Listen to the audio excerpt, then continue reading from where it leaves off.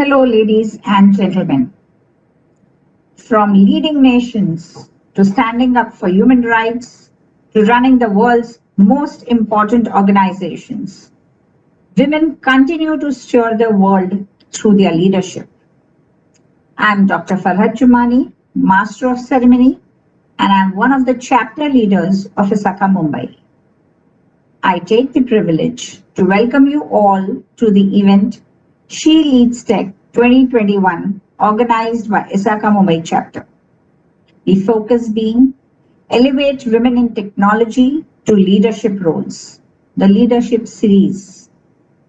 We begin here by welcoming ISACA Global members, our past presidents, delegates to this event, and together we make it a memorable one. All ISACA members desirous to avail CPEs be logged into Cisco WebEx. A hi to all those who are watching us live on YouTube. Do share the link to your friends and colleagues. You can send your reactions in the form of emojis. Let us now light the virtual lamp and do an auspicious start to the event.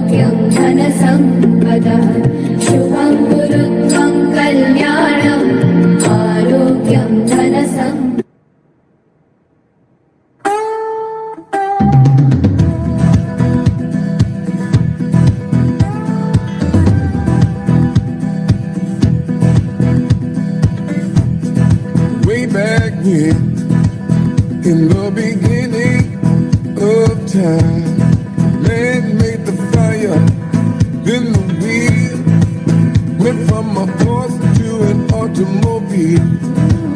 He said the world in mind. He took the oceans and the sky. He set the borders, built the wall. He won't stop till he owns it all.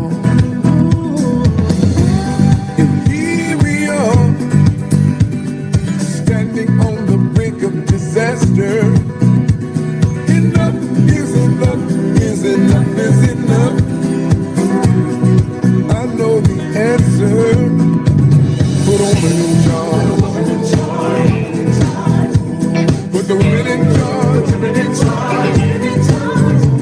Put a woman in charge. Put the women in charge.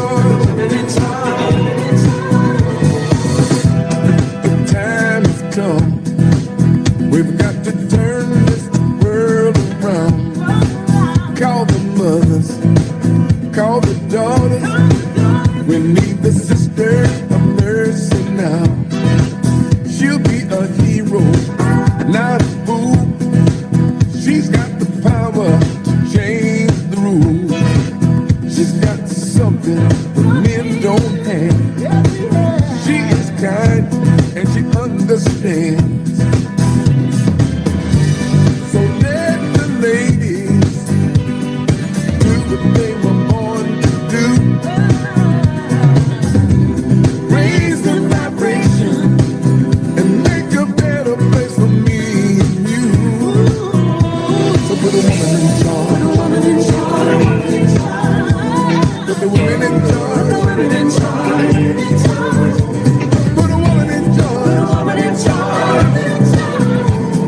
The women in charge. Hallelujah. Hallelujah. We're gonna feel the magic when the girls take over. It's gonna be fantastic. The women in charge.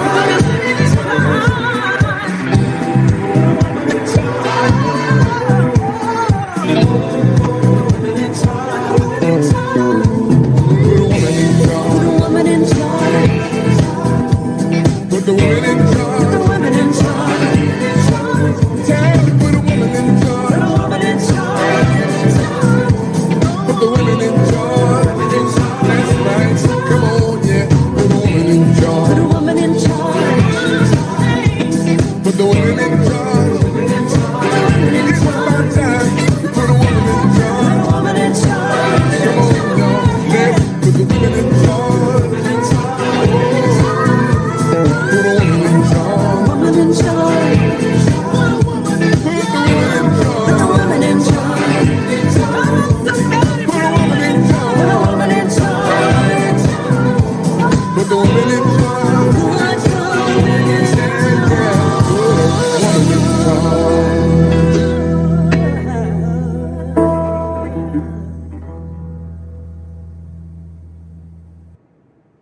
As Indra Nui, former chairperson and CEO of PepsiCo, says, leadership is hard to define and good leadership even harder.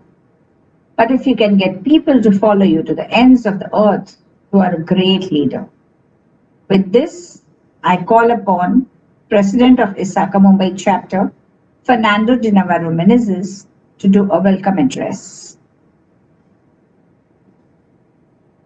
Leadership is about making others better as a result of your presence and making sure that impact lasts in your absence.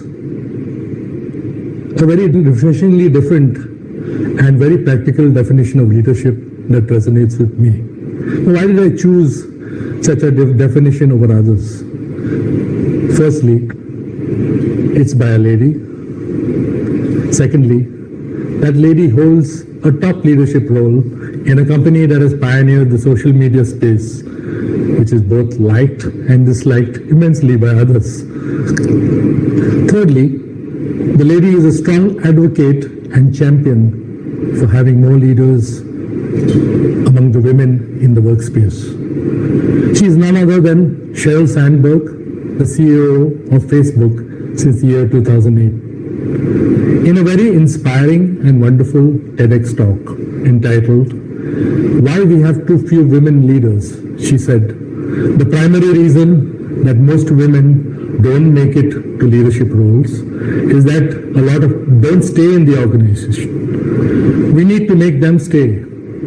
For those who do want to stay in the workforce, she has 3 messages. Number 1, sit at the table. No one gets to the corner office by sitting at the side. Number 2, make your partner a real partner. Make them share household responsibilities and chores equally. Number 3, don't leave before you leave. Keep your foot on the pedal until the very day you have to leave to take a break." To know more about this, please tune in to and watch Sheryl Sandberg's inspiring TEDx talk. Like Sheryl today, we have with us some very inspiring women technology leaders who are going to share their own messages about what it takes for a woman to make it to the top in the technology domain based on their own experiences. Now, why technology domain? Because today it's all about SheLeadsTech. More about that later. It is my privilege and honor to welcome Jo Stewart Rattray as our guest of honor today. Jo needs no introduction to ISACA chapter leaders, as she is one of the pioneers of the SheLeadsTech movement at ISACA. This is Jo's second homecoming, as she was there at our inaugural one in April 2018, an event that was initiated and conducted under the auspices of ISACA. And we were indeed fortunate to be perhaps one of the first chapters worldwide to host such an event. On a personal note, Jo is a good friend of mine and has promised to look at a very Indian best. So watch out for that. Thank you, Jo. It is also a pleasure for me to welcome Charulata Ravikumar, the current MD of Accenture. I know Charu from my ex-organization days, the then J. Walter Thompson, one of the 4 top advertising global giants, now called Wunderman Thompson, where our brand expertise was used in a very high leadership role. Welcome, Charu. It is also my pleasure to welcome Shivangi and Usha, one an entrepreneur and the other a practice leader in industry, as our eminent speakers today.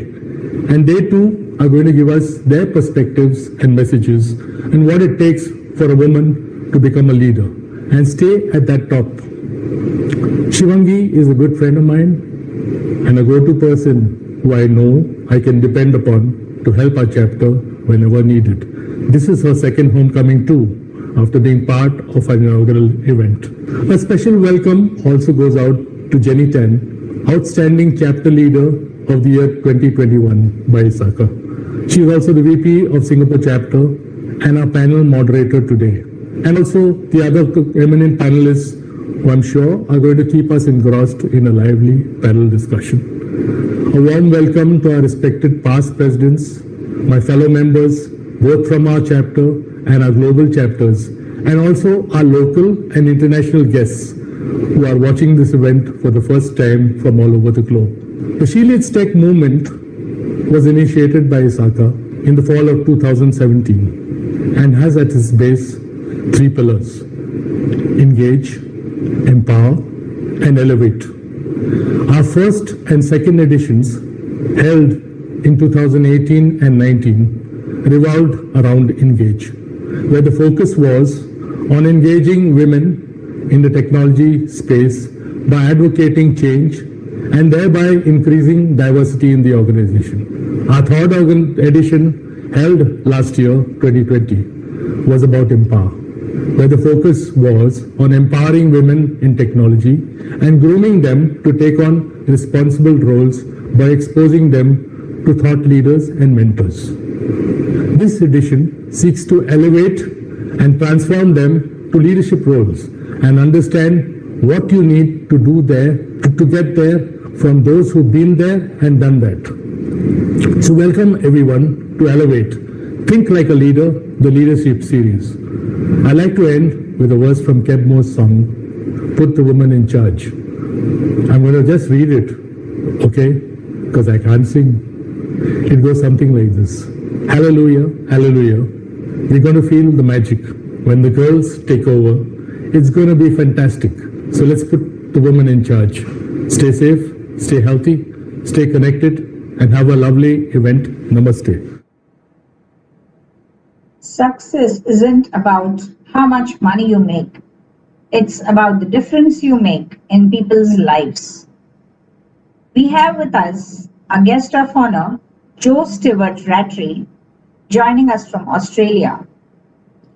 Jo is Director of Technology and Security Assurance at BRM Advisory. Jo has over 25 years experience in the IT field, some of which was spent as CIO in the utilities and as Group CIO in tourism space. Other was as CISO in the healthcare sector. She specializes in consulting risk and technology issues with a particular emphasis on governance and security in both commercial and operational areas of business. Jo provides strategic advice to organizations across a number of industry sectors, including banking and finance, utilities, manufacturing, tertiary, education, retail, healthcare, and government.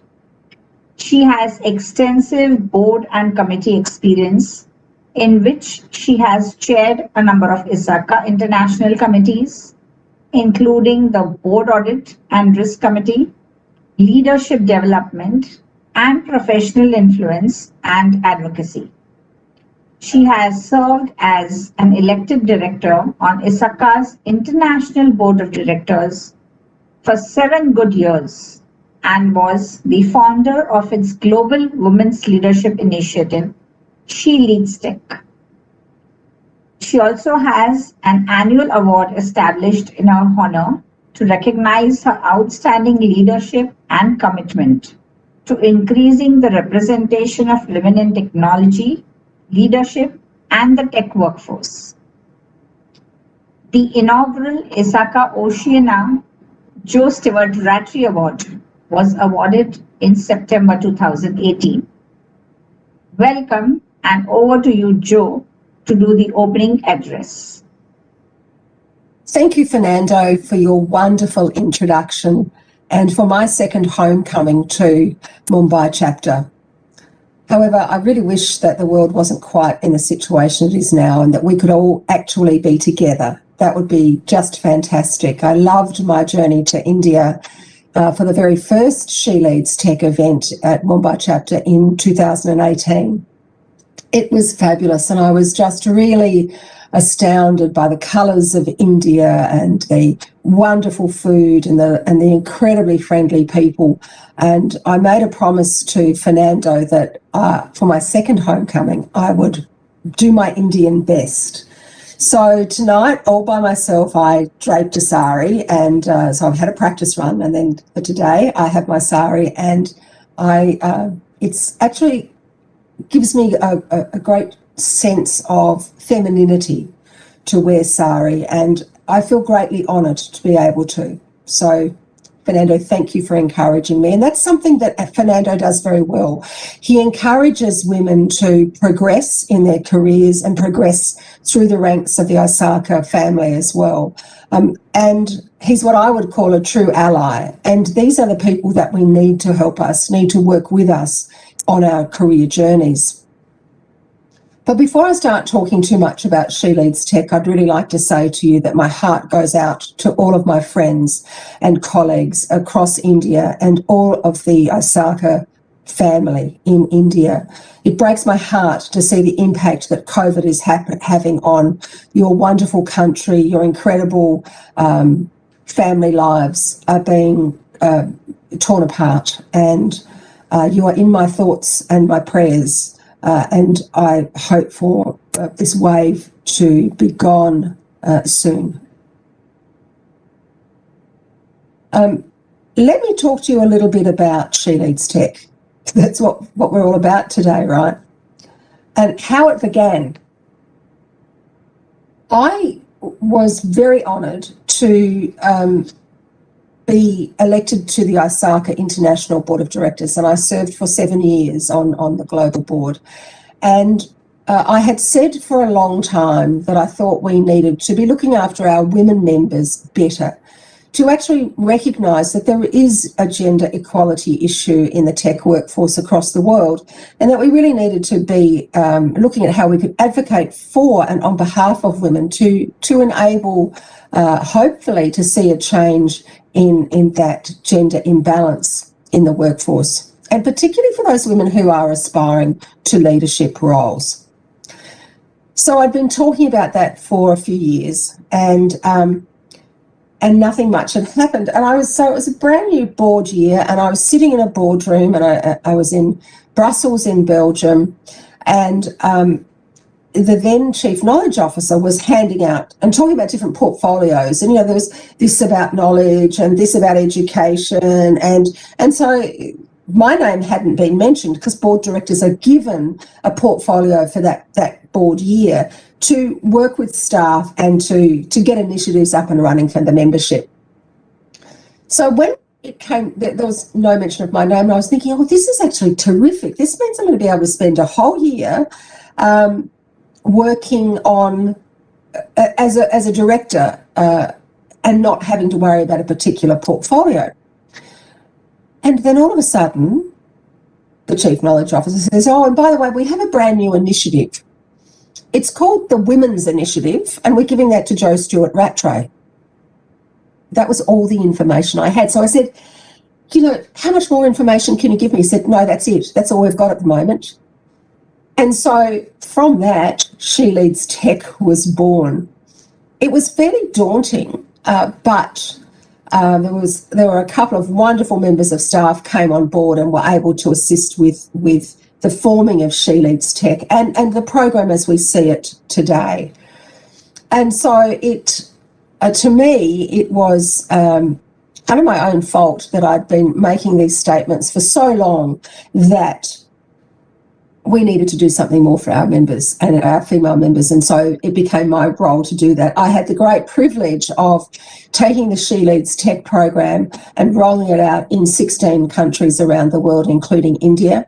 I also had the very great privilege of taking the program to the United Nations Commission on the Status of Women as part of the Australian federal government delegation. So, you know, I have this belief, I've always had this belief, that if you dream big and you believe, you can make it happen. As a 7-year-old child from the Australian bush, I'd always dreamed of going and working at the UN and making a difference, because I was an Audrey Hepburn fan and I'd seen a movie where she did that, and I just wanted to be like Audrey, I think. But I held the dream that I admired the work of the United Nations and wanted to be somehow involved. And I kept that dream, but I actually never thought it would come to fruition for me. But then at the end of 2017, I was selected to be part of that delegation. So it affirmed to me that if we believe in ourselves and believe in the dreams that we have for ourselves and our careers, or indeed perhaps even for our families, it can happen. It can come true. So ladies, you need to believe in yourselves, believe in your abilities, because you too could see your dream come true. The other thing that has happened with SheLeadsTech in recent times is that when I was on the board, we were looking to make a new foundation within ISACA, a foundation that would concentrate on philanthropy and would also concentrate on particular programs. And that foundation has come about. The One in Tech Foundation has been developed and has, after quite some effort and time and trouble, it's actually come into fruition. And it has as its mission that it seeks to create a healthy digital world that is safe, secure, and accessible for all. It has three main pillars, if you like, and those pillars are the SheLeadsTech program, which is the premier program. There's also then SheLeadsTech, which is aimed at underrepresented communities. And so that's a more holistic approach, and it's not necessarily just aimed at women. Then there's the Young Leaders program, and there is a cyber sleuths program that's begun for young leaders.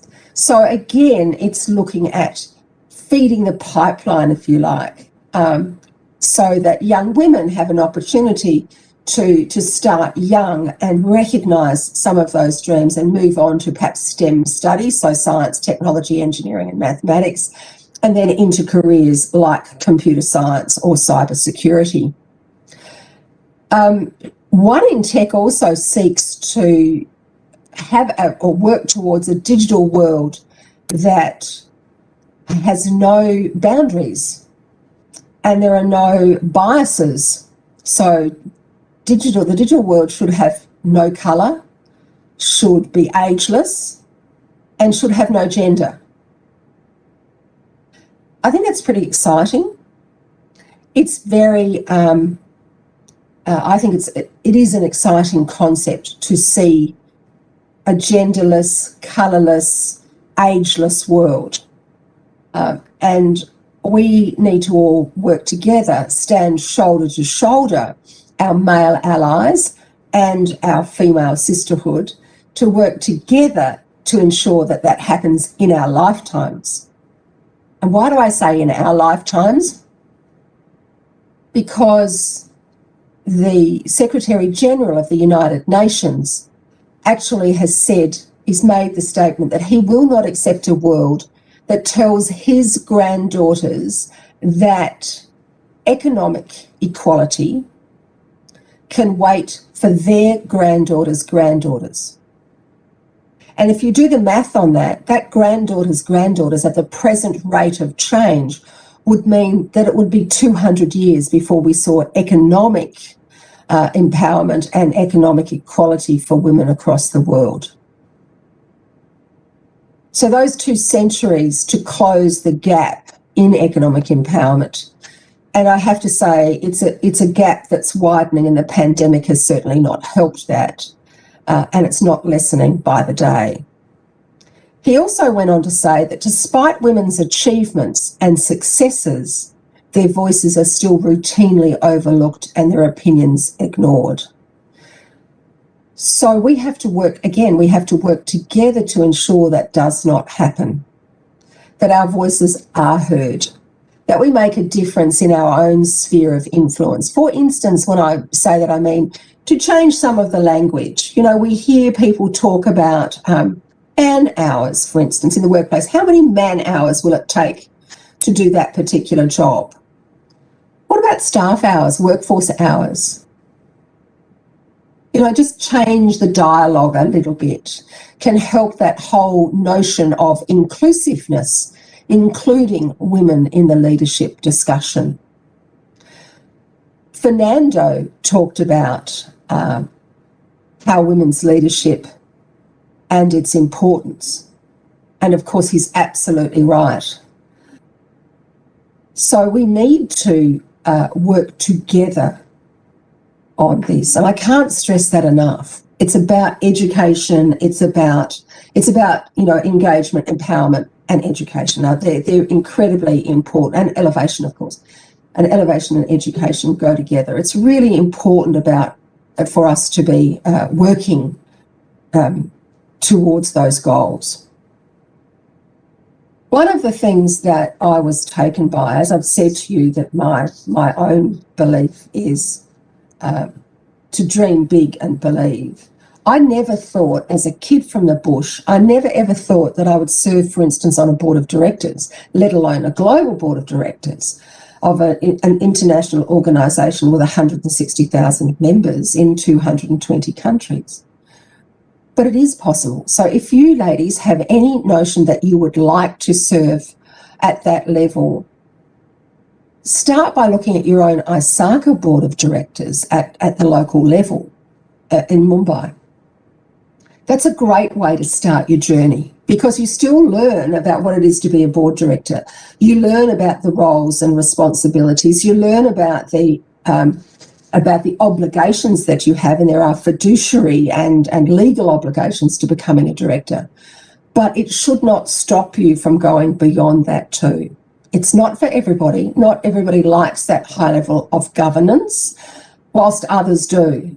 I really enjoy feeling that I'm leading the charge, if you like, leading an organisation from the strategy side, because the board is about strategy and then there's the operational side.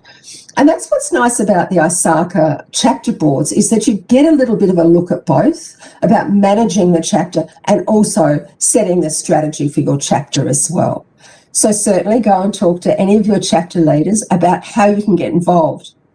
Some chapter boards also have committees of the board. It might be that you can start off on a committee of the board and then work your way up onto the board. So look for opportunities. It's really rewarding. Or it might be an opportunity to be on a board for a sports organisation, or it might be a not-for-profit company, or it might be a small startup company. Look at the opportunities and explore them. It's worth exploring them. And remember that if you dream big and you believe, you can do it. And to that end, I'd just like to finish off by a bit of a call to action, I guess. And it echoes my mantra, but it also is in the words of Meghan Markle, the Duchess of Sussex, when she addressed UN Women in New York in 2018. And she said, "It is said that girls with dreams become women with vision. May we empower each other to carry out such vision, because it's not enough to simply talk equality. One must believe in it. And it isn't enough to simply believe in it. One must work at it. Let us work at it together, starting now." I hope you have a fantastic conference, and I hope next time we meet, it'll be my third homecoming and I'll be there in person. Thank you. Thank you, Jo, for being with us on this virtual She Leads and gracing your presence with a wonderful address to the audience present here. Do you all know about the fact of Grace Hooper? Grace Hooper was a Rear Admiral lady in US Navy during the Second World War. She was behind the compiler which could translate instructions into code that computers can read, making programming quicker and ultimately revolutionizing how computers worked. And now we move on to a very charismatic personality with us here. We have with us Charulata Ravikumar to do the keynote address. Charulata is the Managing Director at Accenture. Her transformational journey across over 20 countries has been with leading organizations in business and brand strategies, customer experience, and digital marketing, transformation enabling scaled world-class operations. At Accenture, she has partnered leading global clients to drive their growth, transformation, and innovation across markets. In her 28 years of experience in global MNCs, she has held leadership roles at Sapient, Razorfish, and WPP Group on global assignments across Asia, Middle East, and Europe.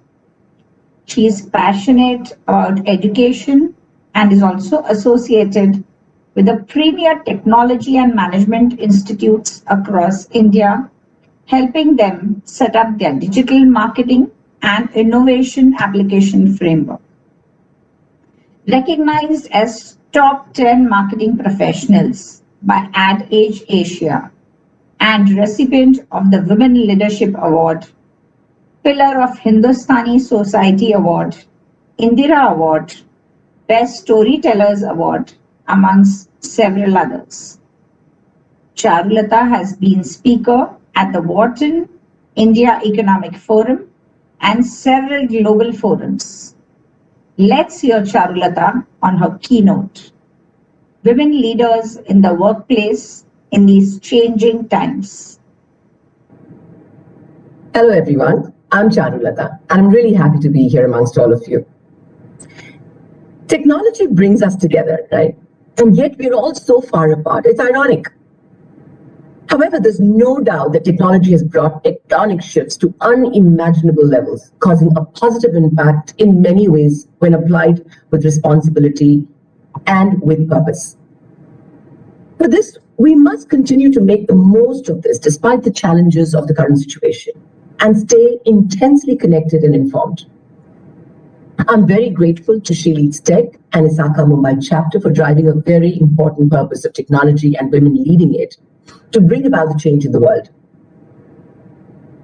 My own journey into technology may appear all perfectly planned, but it was far from that. But was it accidental? No. When I look back, I realized that subconsciously I was making choices with one underlying theme: fearless curiosity. Technology was beginning to permeate our lives. The choices we had to make was stay conventional or embrace the change, continue traditional methods or experiment with new digital means, use existing knowledge or become a student all over again. I chose the second in each case. There were challenges and big ones at that along the way. So let me start by sharing a piece of my life and through that some of the learnings that I've picked up that maybe will help you. I started working from a very young age while I was still in college.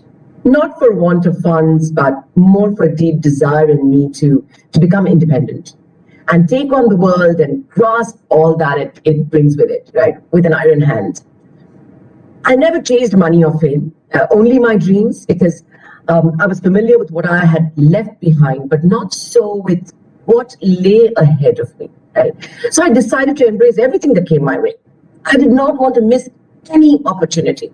And I did not know what would lead me where, right? I mean, imagine what a situation to be in. But even today, this is one of the traits I keep very close to my heart, right? It kind of helps me to navigate the unknown, discover new things, and just go where my heart wants to go.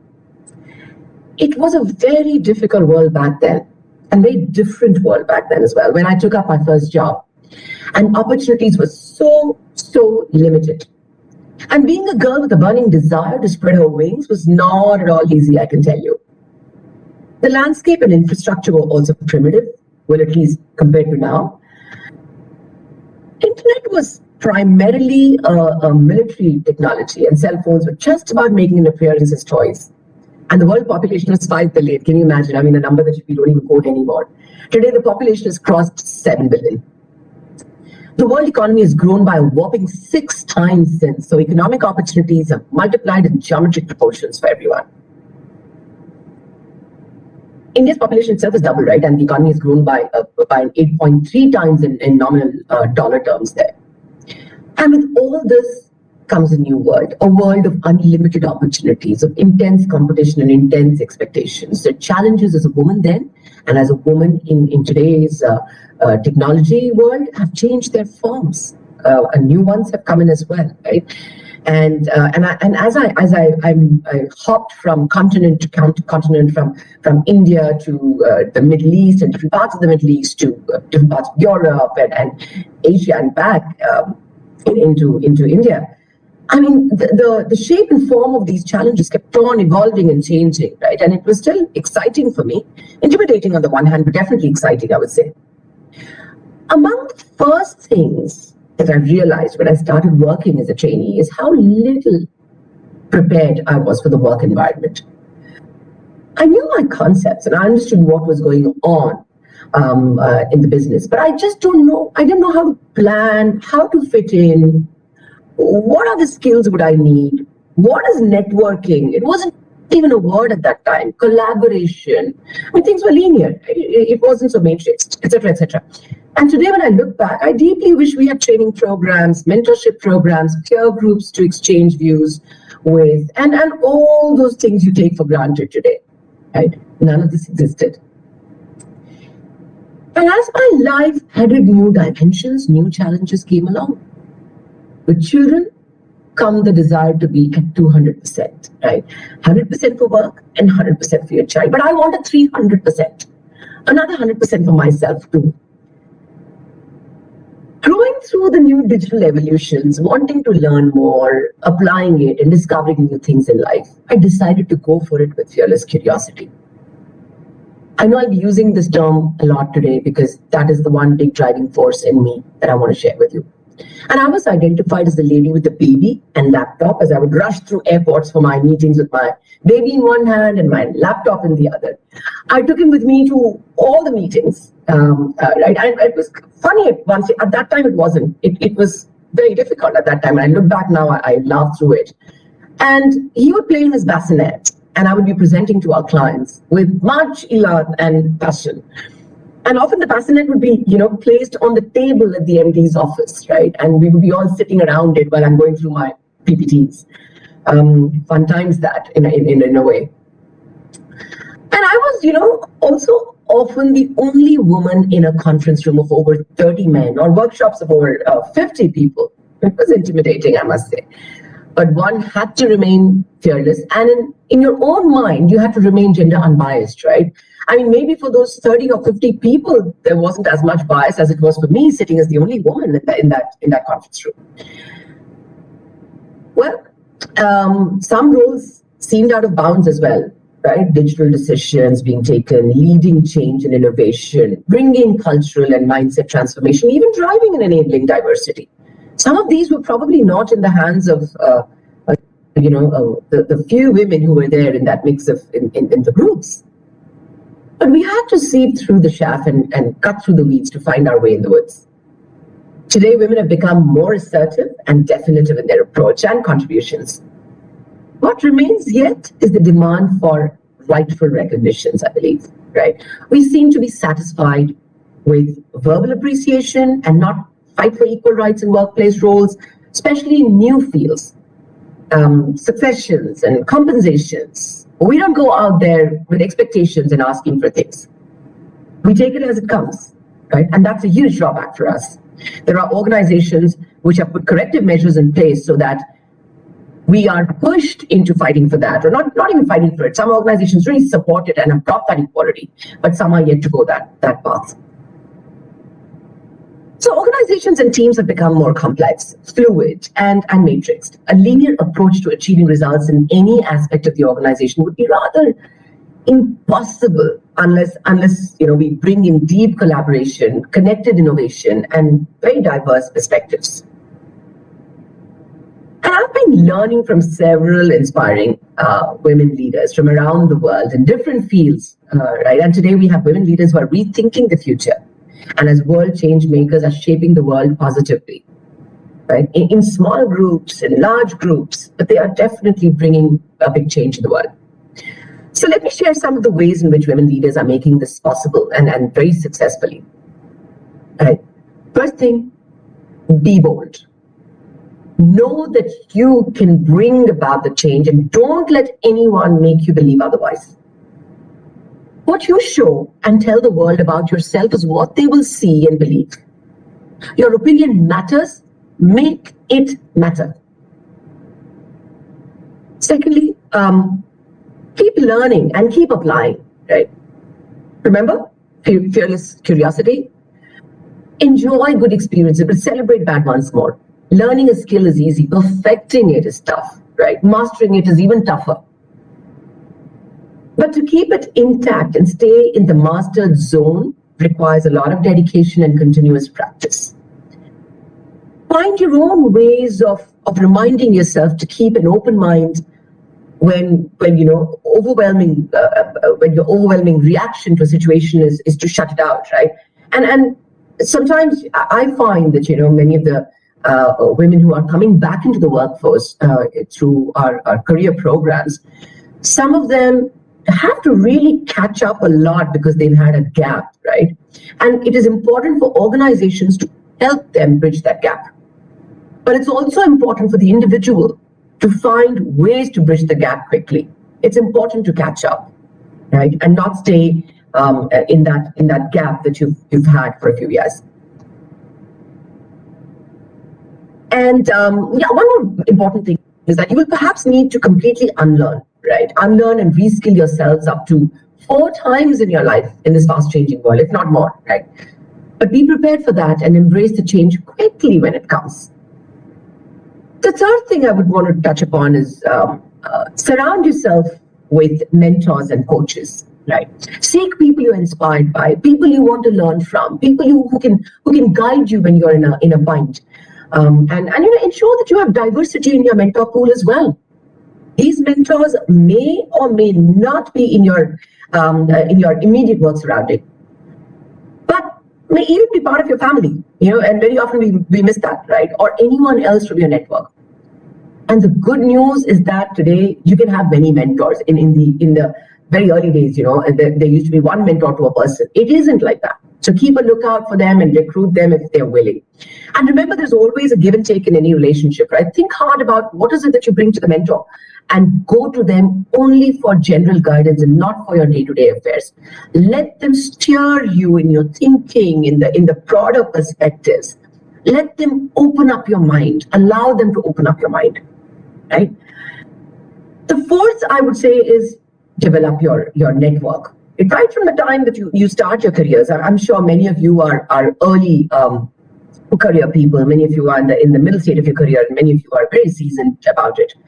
But ensure that your batchmates, your seniors, your professors, your juniors, your friends' friends, your work colleagues, the people you come in contact with during your work, and so on and so forth, right? A strong recommendation from somebody from your network will help you in ways you can't even imagine. Everyone and anyone can make a significant impact on your life and your career as you go forward. And unashamedly build your network, right? And equally unashamedly use the network when you feel it can help you. And of course, be equally prepared, to support those in the network as well. It's always a network is give and take. It's a big bond, right? So be there to help them and support them as well. fifth one I would want to touch upon is I think it's the fifth one. I lost a little bit of count out there, but I think, yeah, it's the fifth one is get a global perspective, right? But do not forget your roots. Be a global citizen, but retain your roots. Have confidence in your core values. Today, organizations are actively looking to design diverse teams, diversity of thought, culture, gender, orientations, and experiences. So fewer teams are built around the diversity they bring to enrich the organization's power, right, to transform and stay relevant. Women do not have to act like men, right? We have our own unique strengths and dimensions that is critical for the transformation needed. That's why we're here. Do not become someone else.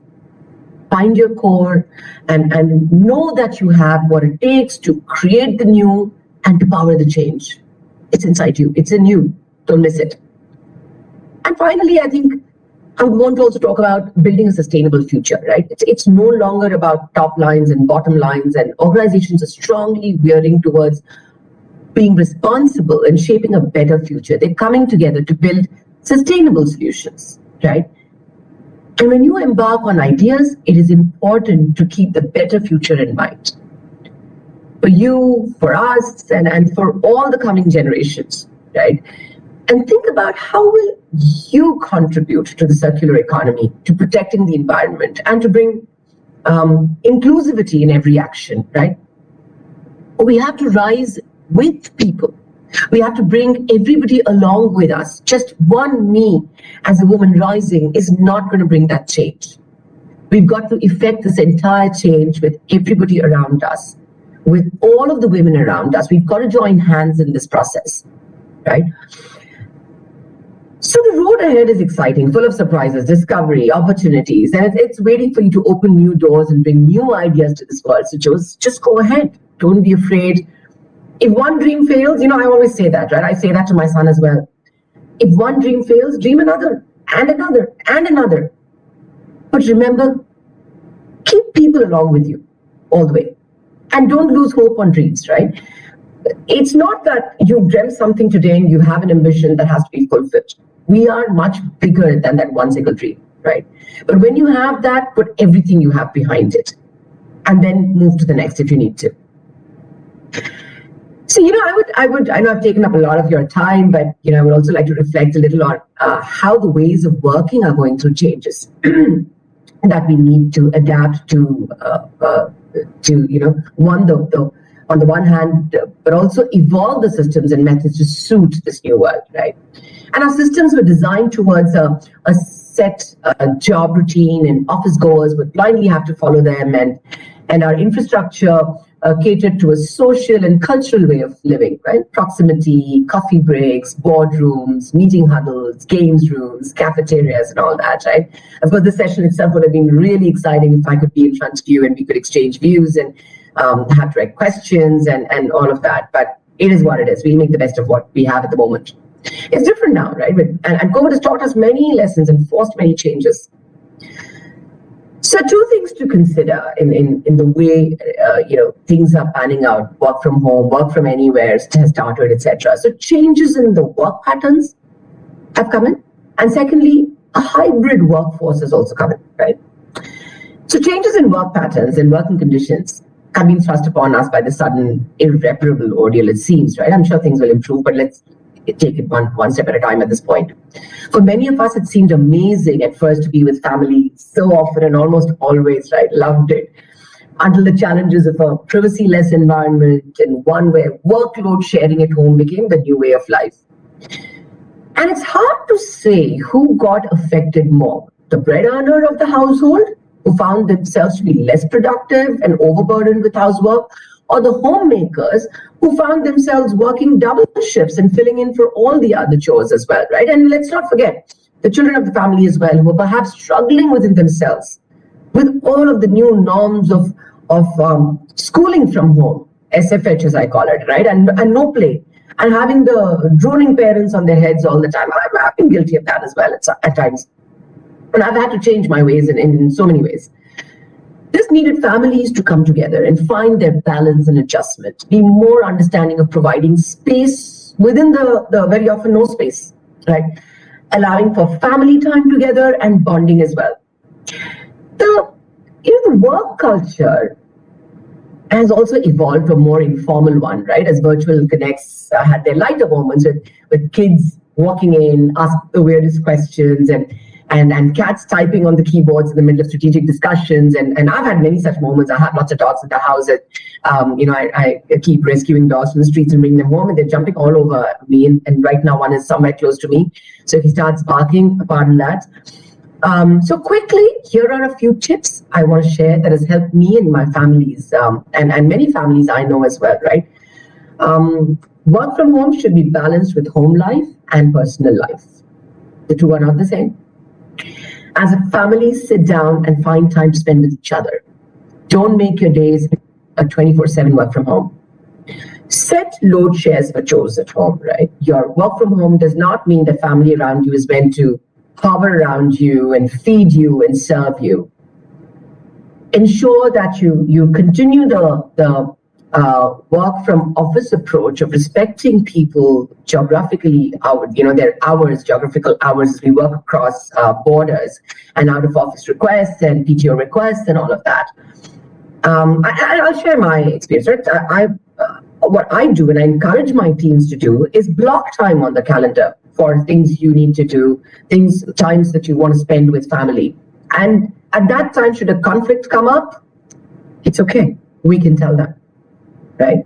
And time for myself too. I block time for myself when I need to work out or do something else. Think before shooting out mails. It has been seen that people are resorting to 30 to 40% more mails than required since work from home started, right? Remember, what goes around comes around. If you shoot unnecessary mails, that's the junk you'll get back as reply to, right? They'll say reply to, reply all, it just keeps coming back. And just a few closing things again, on another aspect, the need for robust working solutions for a hybrid workforce, right? A mix of employees working from home and working from office. And then there is the situation of work from anywhere that a lot of people are resorting to. And we're enabling that, right? People are making it possible. It threw up its own challenges, tech infrastructure challenge, privacy challenges. But I guess, over time now, most of these issues are solved. We are better prepared now than we were a year ago when we were beginning to, dive into this situation.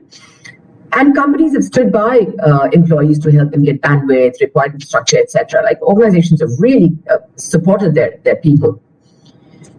And the important thing is the sustainability of this, right? And I know people are working from Goa and Ranikhet Hills and asking for different places of work from anywhere, but telecom connectivity is also made possible, but we still need to see if that's sustainable and to what extent, right?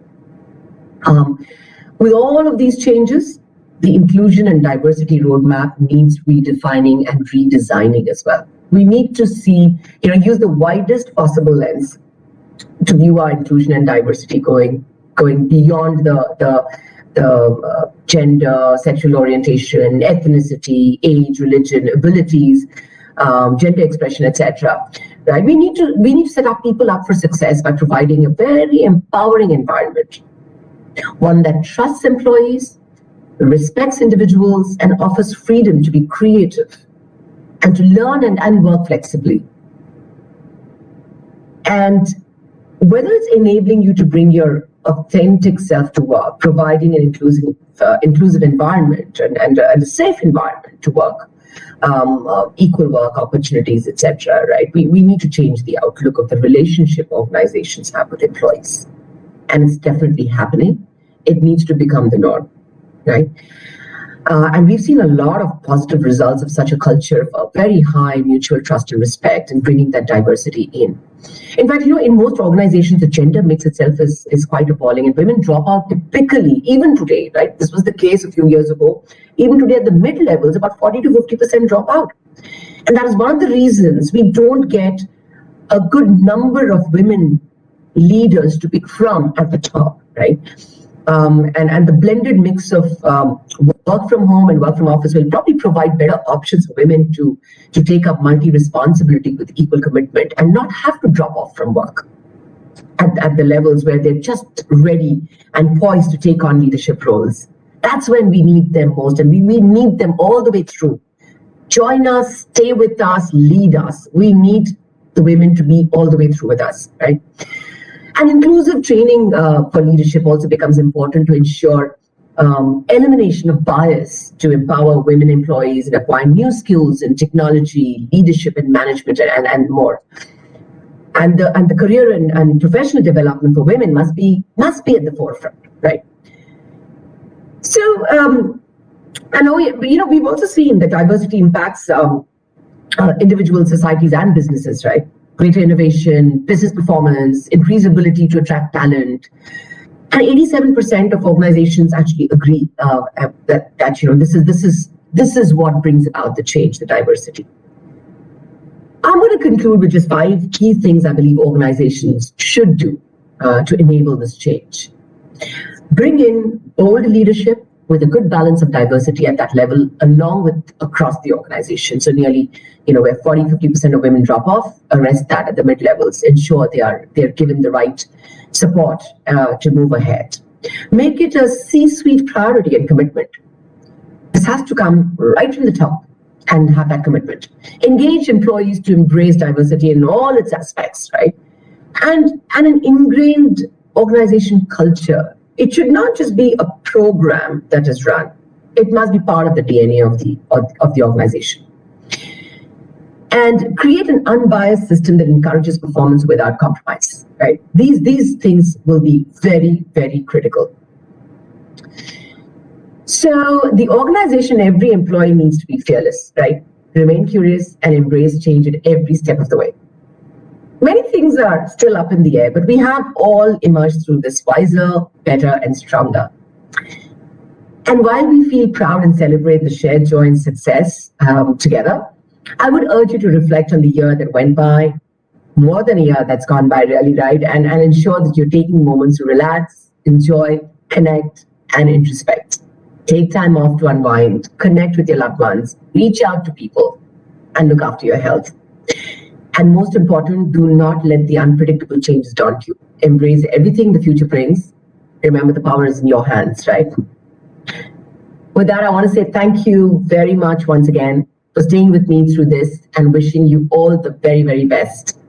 And thank you, SheLeadsTech and the ISACA Mumbai Chapter for having me over for this. And I hope you all stay safe and always remain fearlessly curious. Forever, hoping to meet you all in person one day, very soon. Thank you. Wow, I like the way Charulata has brought to our minds what she calls as fearless curiosity. The ability to take risk and value vulnerability, pushing one's own limit to work on the gap. Fearless leaders dare to be open to what they do not know and look out for change. The combination of confidence and curiosity has been a theme throughout my life and career that I have personally experienced and so could relate very well to you, Charulata. Grateful for your time with us and a truly remarkable keynote. Women are leaders everywhere you look, from a CEO to a homemaker that holds together a home. We have with us our speaker, Shivangi Nadkarni, co-founder and CEO of ISACA, a company she founded in 2012 to address the challenges that the InfoSec and data privacy domains face using automation as an approach. Shivangi is one of the earliest players in data privacy in India.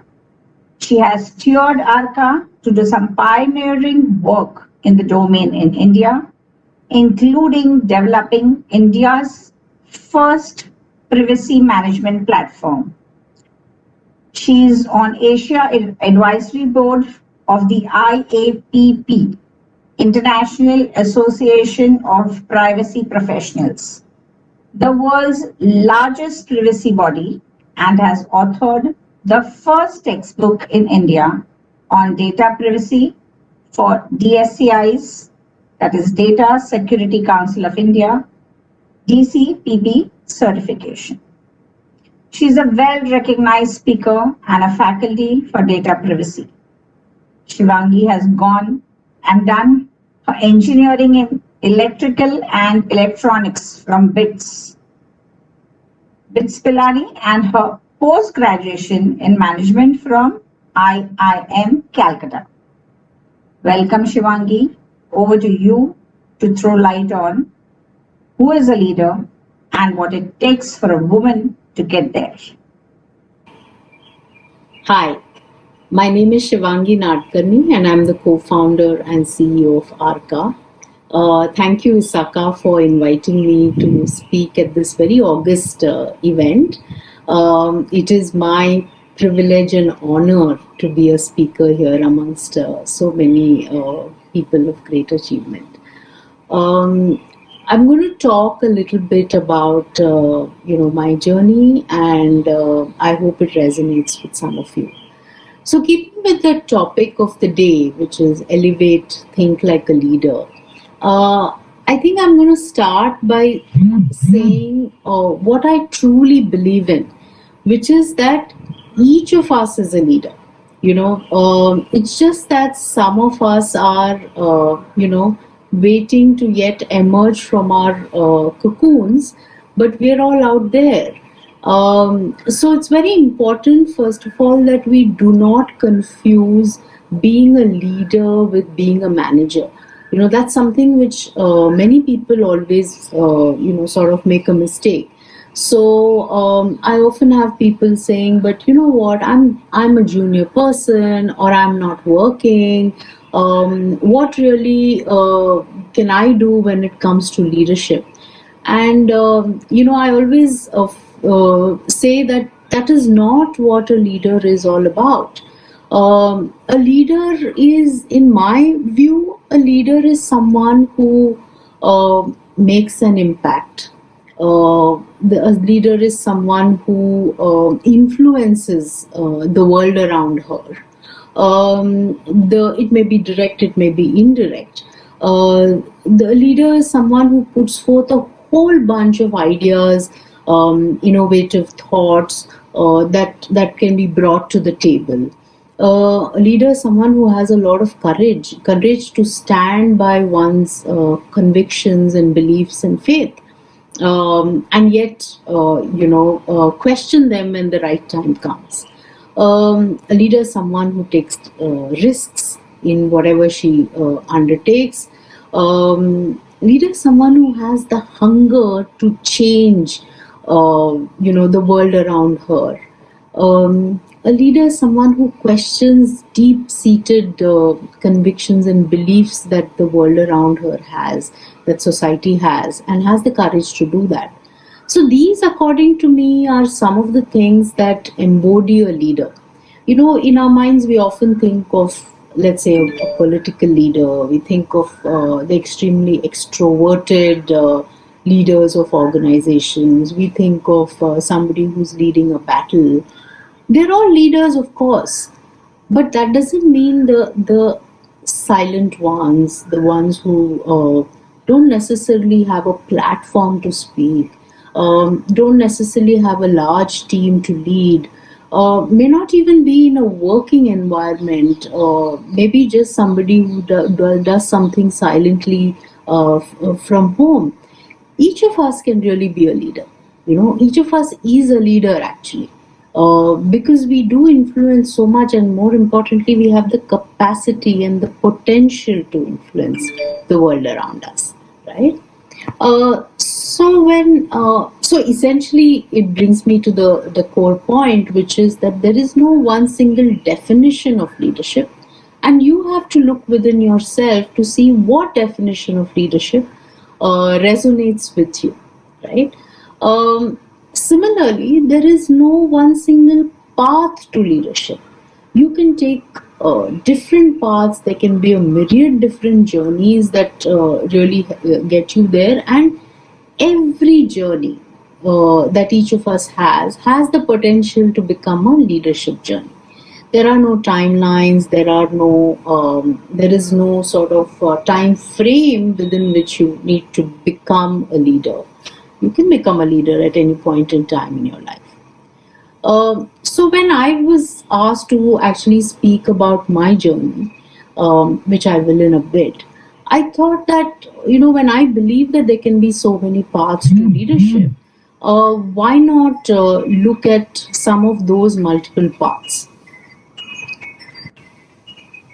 So when I started wondering about how do I present the various journeys, I said, let me just look at the world around me and let me look at my circle of very close friends.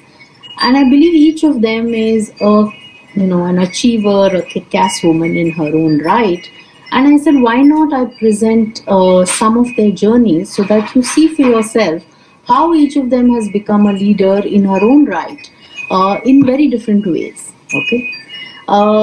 So my first friend I'm going to talk about is my very dear friend Neha Punathar. Neha is VP and Global Leader for Capital Markets and Banking Transformation at Capgemini. She's a batchmate from IMCAL and from BJTI before that. So Neha has had a career in consulting all through. She's been doing strategy and business consulting. She began as a consultant, worked with Coopers and Lybrand. It got acquired by PwC, which later got acquired again by IBM. So she's actually been through multiple mergers and acquisitions on the receiving side. She's handled setup practices across multiple domains. Before then she went on to become a partner at KPMG, and now she's onto a global stage where she runs a large practice. Has taken breaks in between when her kids were young. So she's had what I call a straight vertical path to corporate leadership. Okay. Contrast that with my friend Priya Gopalan, again a dear friend and a batchmate from BITS, who did computer engineering at BITS, did software development for a while, then went on to do her master's in management at AIM Manila, where she got exposed to the United Nations and realized that she's very, she decided to pursue a career in the development sector, where she developed a love for that. She came back to India, worked in the development center, ran operations for a organization which was in the impact space, did some fabulous projects, then realized that she needed to do something far more. And to equip herself with that, she went on to Columbia to do a master's in policy, top of the rank school, went with a baby and managed that. Went on to then work in sustainable housing and policy in that space for several years in North America. Then came back, and today he's a dual entrepreneur. She runs two organizations. She runs something called Great Goals, which is an academy for sports for kids, which enables and imparts life skills to children through sport, football and basketball to be specific. She also runs something called Magic Beans, which is about urban sustainability and urban farming. I don't know how she manages to wear two hats, and of course she does 1,000 other things. Priya is our role model for managing many things at the same time. So she has actually moved from impacting global policy to transforming children's lives and making a tremendous impact in whatever she does. In my eyes, she's a fabulous leader. Okay. Then let me tell you the story of another dear friend of mine, Vijata. I've known Vijata since both of us were 10, 11 years old. We like to say that we've known each other from when we were less than a quarter of our ages and half our heights. Okay, so Vijata is a math whiz.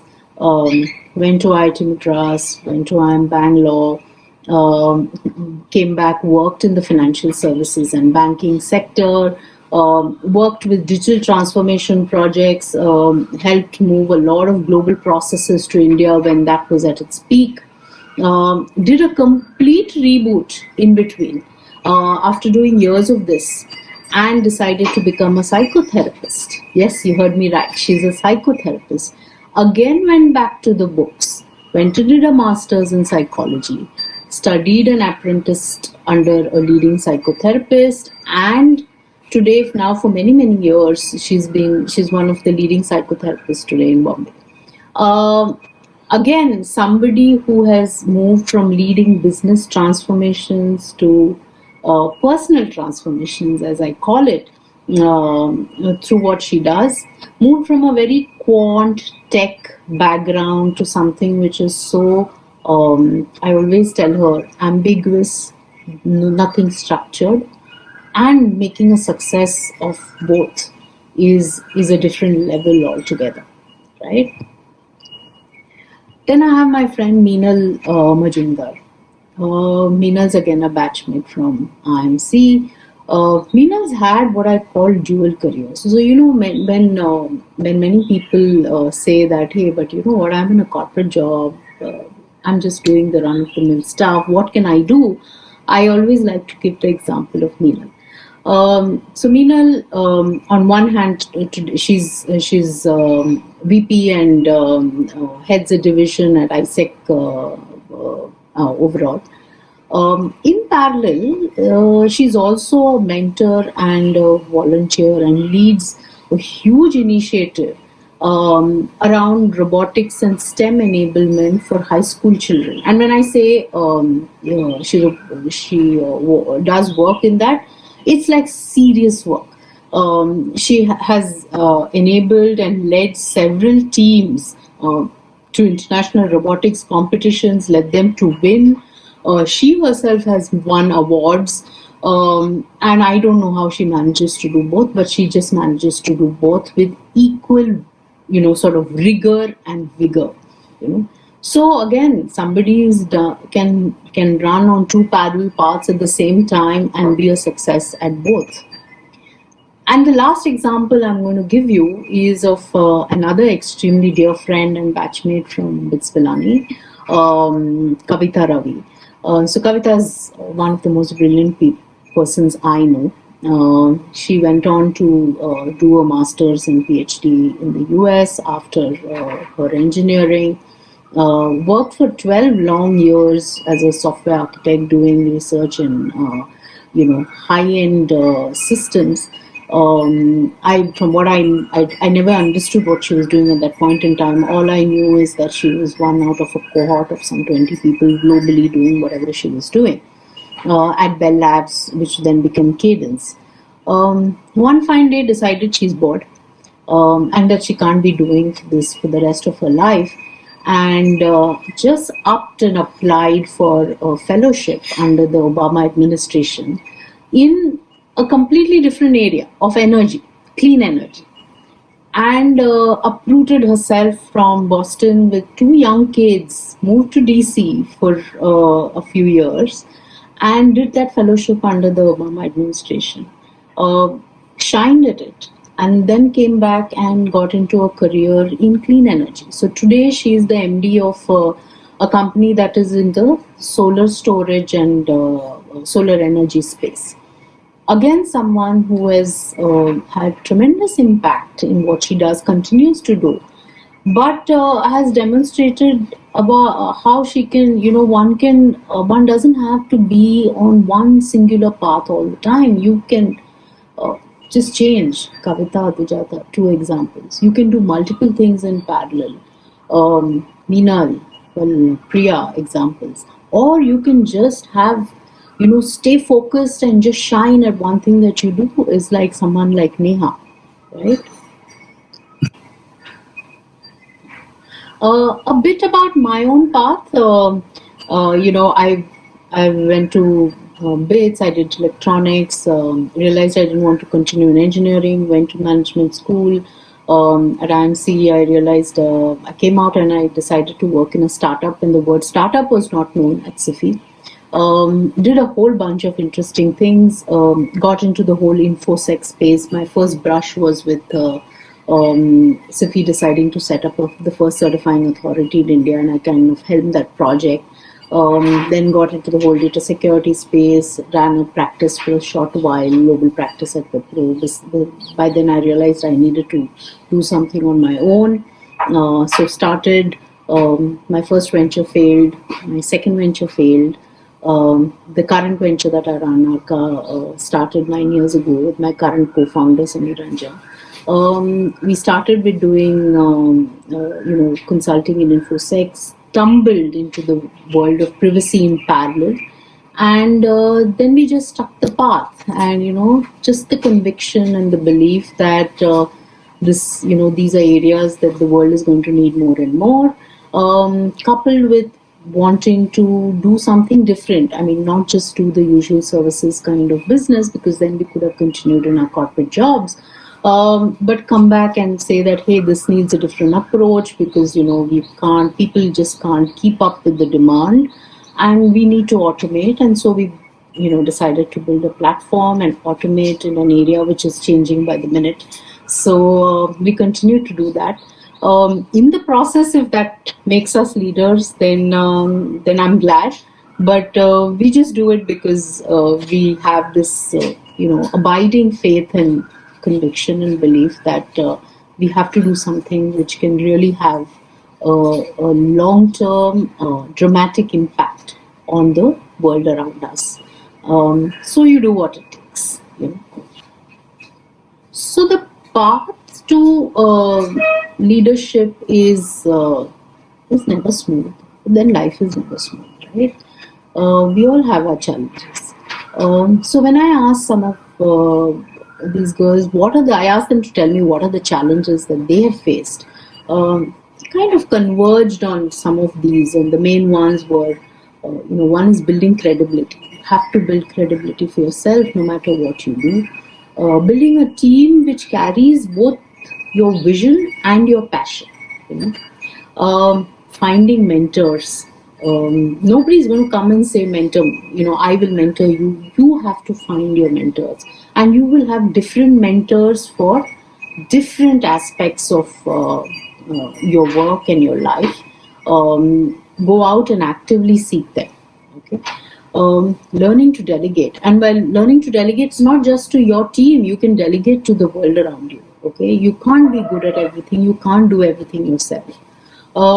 Managing time. I mean, you have to respect time. Manage your own time. You manage people's time. That's the only perishable commodity in your life, actually, right? So be very, very, very ruthless in managing your time. Sometimes early on, people have faced the challenge of being taken seriously by seniors, by the world around them. You have to keep at it, okay? But those are challenges. I mean, everybody without exception came back and said the ability to stay the course during the most difficult times, right? You just have to stay put. So these are some things that I'm sure each of you has faced, but it's good to hear that everybody thinks the same too, right? The other question I asked these girls was, what makes, in their opinion, a good leader? Interestingly, there was convergence on that as well. Empathy with other people, clarity in thought and communication, the ability to share credit with people, ability to take accountability and ownership in anything that one undertakes, building a 360-degree perspective, building a perspective of what I call at the 100,000 feet level as well as at the ground level, all at the same time. Championing your cause at all times. And it's not selling, the word is championing your cause, right? No matter what you do. The ability to pivot when required and grab opportunities around you. Just being fearless, taking risks, and just staying focused. Ability to stay focused, extremely important. I'm actually going to read out something that Dvijata sent me as a message in verse. Okay, it's so beautiful. I think I should read it out as it is to you. It says, "Don't walk behind me. I may not lead.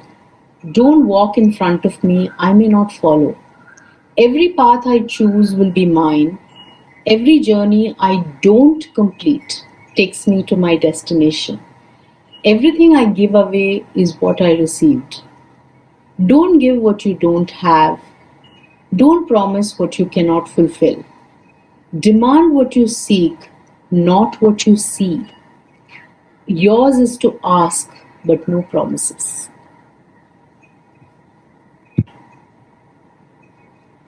The other question I asked all of them was, what is the advice that they would give other women? And here's what each of them had to say. And I've just summarized it over here. It says, build a brand. Neha says, have a brag book. Don't feel fearless and don't go on the back foot about what you are and what you can do, right? Network, something which all women hesitate, but just go out and network. And by networking doesn't mean you have to go drinking with buddies. There are so many ways that you can network, okay? Kavita says, dream high, aim high.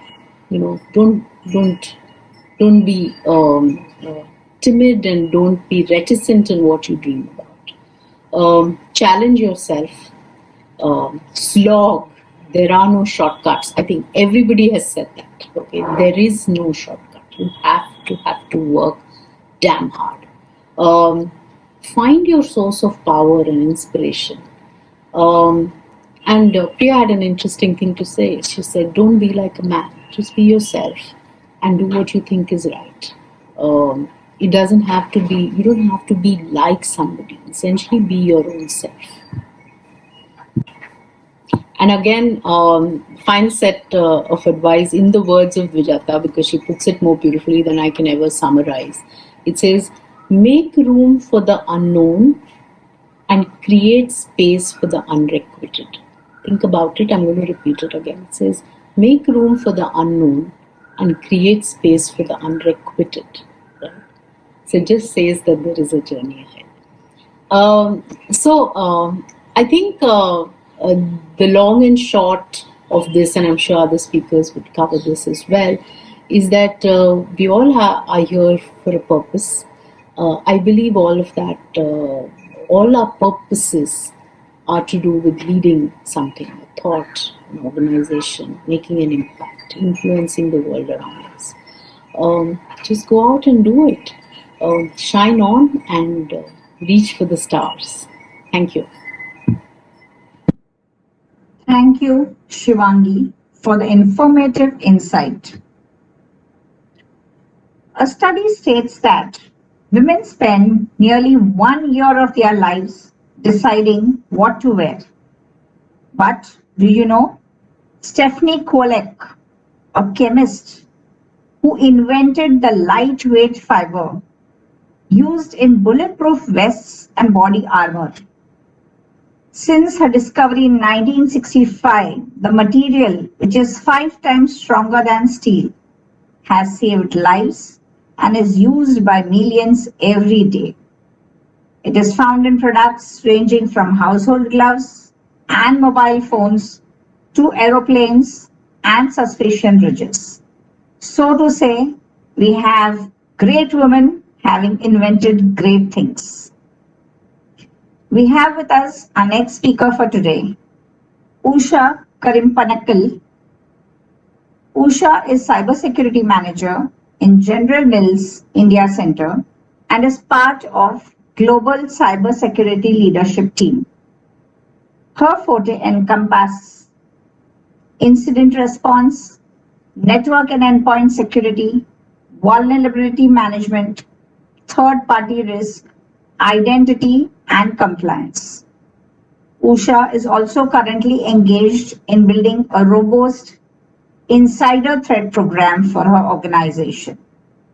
She has over 22 years of experience spanning customer service, IT operations, service delivery, and project management. She is a seasoned leader of people and truly believes in the immense possibility of people and has brought about team transformations in multiple roles that she has played. She has traversed ambiguous grounds, acquiring new skills on the go to reach where she is currently. Usha also believes in giving back to the community. She is certified career mentor and likes to work with young minds to provide direction to help find a career where they can excel. Welcome, Usha. We are eager to hear you on the very interesting topic that you coined, saying leading in ambiguity. Over to you, Usha. Good morning, everyone. Thank you so much, Farhad. And thank you, Fernando, for inviting me to ISACA Mumbai Chapter's SheLeadsTech event. I'm super excited to be here among such esteemed speakers and panelists. In today's fast-paced digital world, where everything seems to be short-lived, everyone trying to shortchange you, and even talk in short forms. Remember LOL? It feels like we need people to look up to, people that can inspire us. And believe me, there are plenty of them.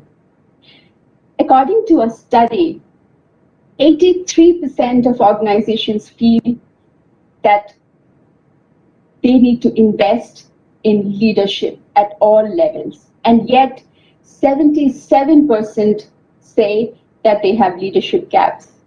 And that's why this conversation on leaders and leadership is so very important, to continue investing in creating new leaders for the future. So as I was thinking about leading in ambiguity and leadership in general, I thought to myself, so much has been said about leadership. There are so many books written on leadership. There are so many programs on leadership, so many videos that you can find on leadership. What else can I add? And no, I'm not trying to change the narrative on leadership today. No. But I wanted to make this real.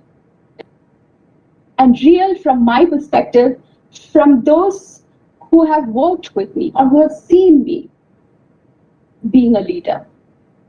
So I reached out to a bunch of leaders, both those who report into me, those who I have reported into, some that I report to right now, who have worked with in the past, and asked them to give me 2 words that they can think of me in a leadership role, or 2 sentences if 2 words become too much,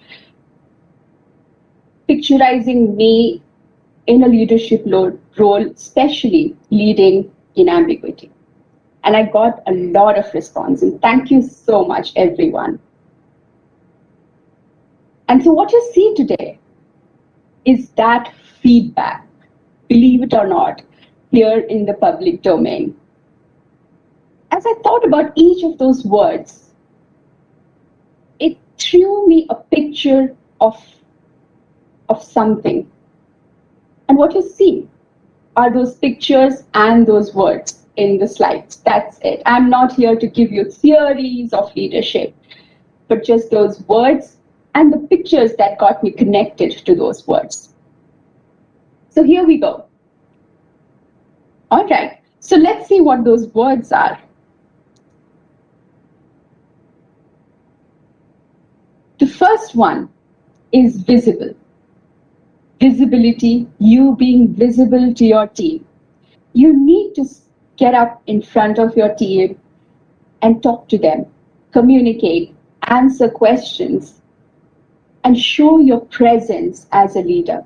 It is important that you're seen as their leader all the time, and especially in this virtual environment where people are trying to look for tangible things that they can hold on to. It is important that you show that you're part of the group.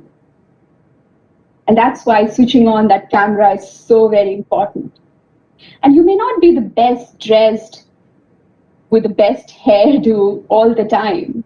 I have often finished a house chore and come and attended the meeting. That's okay. It also shows you in the true self. Show that as leaders, we are all human and we have other things to take care of at our homes. But people need to be able to see you and relate to you all the time. clarity, relentlessly seeking clarity. Now, you would think that this is counterintuitive. How can you have clarity in ambiguity? It seems odd. And you're right. But, when things are changing, when there are technology changes, when there are organizational changes, societal changes, nothing seems to be constant. And as they say, change is the new constant. It is important that you find your clarity and find the why behind why things are happening. Find the why so that you can build your own conviction and you can reach out to multiple people, leaders across the organization, and understand the why behind what is happening. And that helps me to build conviction and stand in front of the team and answer questions and try to bring that clarity to the team. Now, in a situation like pandemic, where the virus is deciding what happens next, it's difficult to find the why and try to bring clarity. That's not possible. So what do? You have to communicate and bring clarity. Communicate what is available, what do you know right now. A lot of times, there's so much work happening at the backdrop, thinking about when do we return to work, how would we return to work, in what phases would we return to work, and things like that, right? I think there's a need to constantly keep updating the team. People have a lot of questions. When would we get back? How would the office look when we get back? Would the vending machine be still there in the cafeteria, for all you know? So it's important that you keep that communication channel open all the time.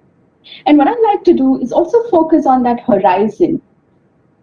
How would things be when we get back? What will we do when we get back? And that helps to bring some kind of positivity into the atmosphere, to focus on the future. And that brings us to calm.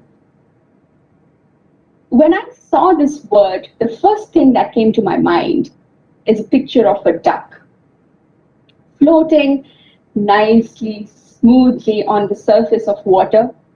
But we all know that they're paddling fiercely underwater, trying to stay afloat and trying to move forward. We all have a job to do. We have our deliveries to be met. We have project timelines. We have sales targets. We have an operations to run. So it's important that, we focus on that next immediate deliverable. And that brings a sense of calmness, things that are in your control. And you can focus on that next immediate assignment, that next project timeline, the next presentation that you need to give. And that helps bring focus and stability. And that in turn can give a sense of calm. As Stephen Covey said, focus on the circle of your influence, focus on circle of your influence and not something beyond that. And the moment you focus on your circle of influence, that kind of increases and pushes away, which is the outside things which are not in your control. Courage. I think courage is really important leading in ambiguity. It takes courage for you to stand in front of the team and tell them that you don't know. You don't have answers to everything. It takes courage to tell people that yes, things are blurry, but we are working on bringing that clarity. It takes courage to express your opinion in front of your team. It takes courage to be vulnerable and show people that you also have bad days. I, for one, don't like working from home. I don't like the virtual setup. And I tell the team that, yeah, I don't like it, but this is how I deal with it. I take one day at a time and try to focus on that one day and finish my work. That doesn't make me any less effective, But I think the team understands and they support when they know that. And that brings me to approachable. Now this is an overused word. There is so much talked about being approachable. And it goes without saying that as leaders, we need to be approachable. But I think there is a thin line between I saying that I'm approachable versus others thinking that I'm approachable. And believe me, it doesn't happen by just telling people that I'm approachable. It is a combination of everything that we just spoke about. It's a combination of bringing clarity. It is a combination of being visible. It is a combination of being courageous. It is a combination of bringing calm. It is a combination of caring. All of that together is being approachable. And also, how do you respond when somebody is talking to you, somebody approaches you with a question, with a thought, with a query? That makes a whole lot of difference for somebody to decide whether they want to come to you the next time or not. That's why this is something that all of us have an opportunity to work on all the time.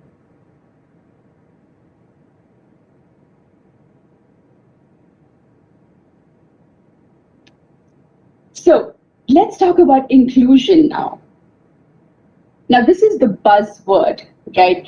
Every organization is doing something or the other for diversity, inclusion, equity, and rightly so.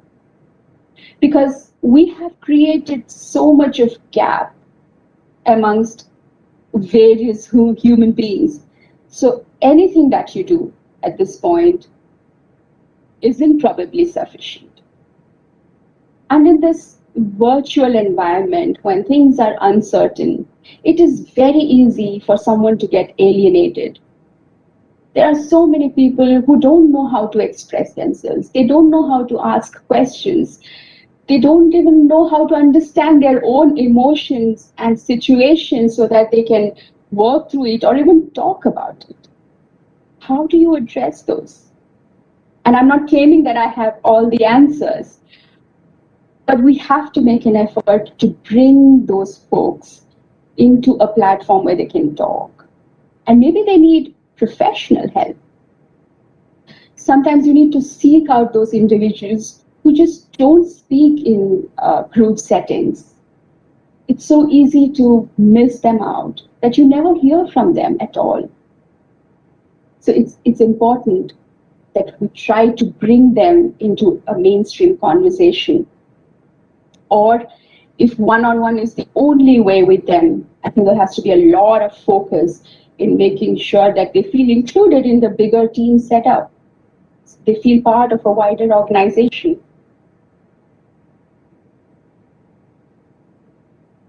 Care. Care, I think, is most used and abused word. And I think it is important to make your team feel that you care.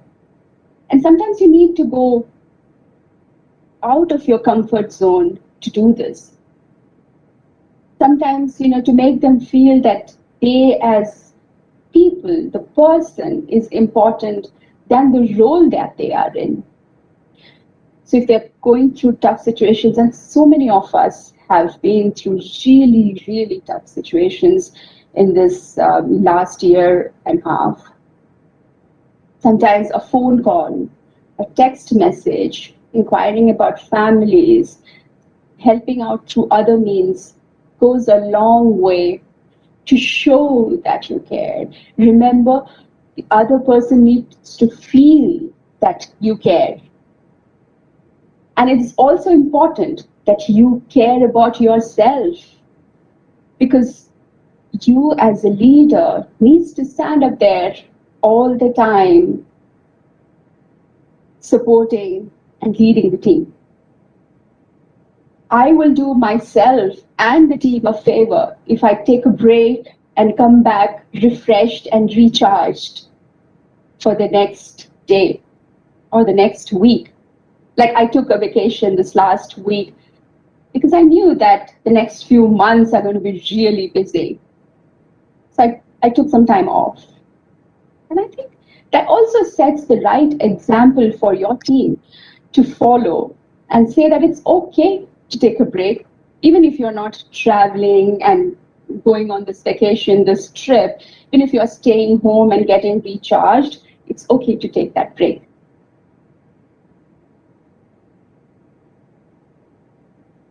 And this is the last word, really. Network. We all know that we need to develop our own network within the organization and outside the organization. Everything that we spoke of today, we would do all of those activities or behaviors, let me say that, pretty much all the time. But you may need to do a little extra during an uncertain period or during the time of ambiguity. But networking, you can't start now. This is something that you would have practiced over a period of time, invested your time and energy in, and formed a network. And this is the time to reap benefits out of it. Targa Harris, the Vice Chairman and Managing Director of Morgan Stanley, says that every conversation, every relationship that you build, you create a currency in that relationship that you can reinvest later in the same relationship or elsewhere.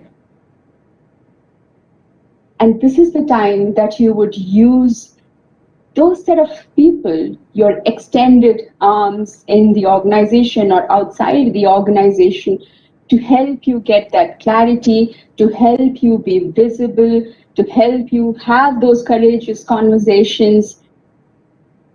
It's so important as leaders to be resourceful. And there's no better way than reaching out to these folks to help you out. So if not already, start building that network.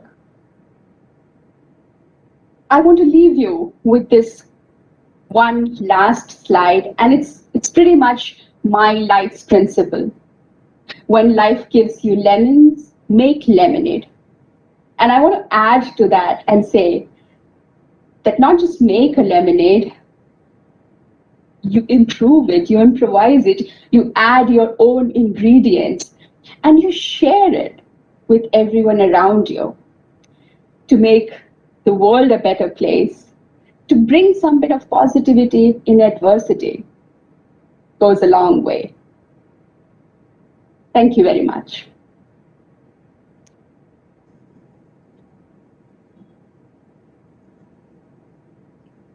Wonderful for your differential approach, Usha, that brought to our attention. Presently, leadership is not limited to few primitive defined qualities like strategic, analytical, and performance-oriented approach.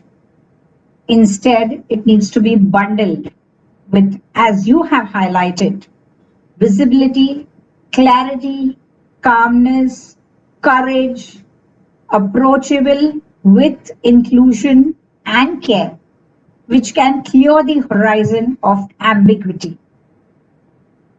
I hope you all have cherished the first half of the event. And now let us all take a short break and be back at the panel discussion with our vibrant moderator and panelist.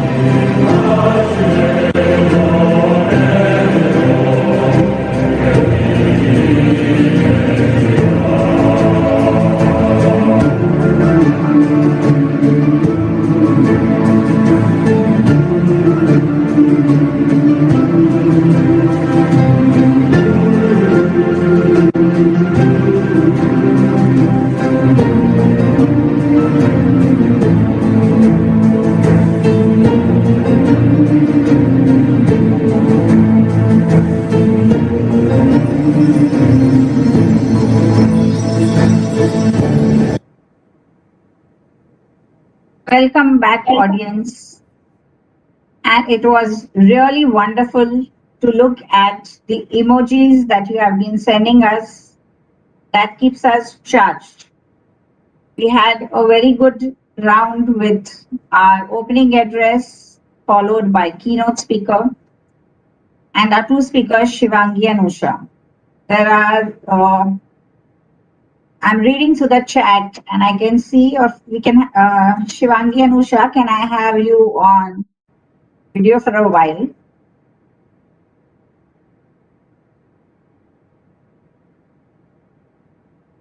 Yes, somebody is asking here. Mr. Shishir is asking, it should be on YouTube. Yes, people who are interested in viewing it again later on can definitely view it. It's live streaming on YouTube right now and it's going to be there. So it's a wonderful platform wherein ISACA has got us all together from different locations, and this bright morning with wonderful line of speakers with us and something much more to come with the panelist round. So I can see a lot of positive applause, Shivangi, quite an inspiring presentation, Shivangi. Very well said, Shivangi. So all this for you, what a way to explain women in leadership roles. Good leader. Thanks, Shivangi. Aruna says, very inspiring, great session. Mr. Rajnikant also says, very inspiring thoughts, Shivangi. Thanks, Shivangi, truly inspiring. Ashok Pradhan says, yeah, speak.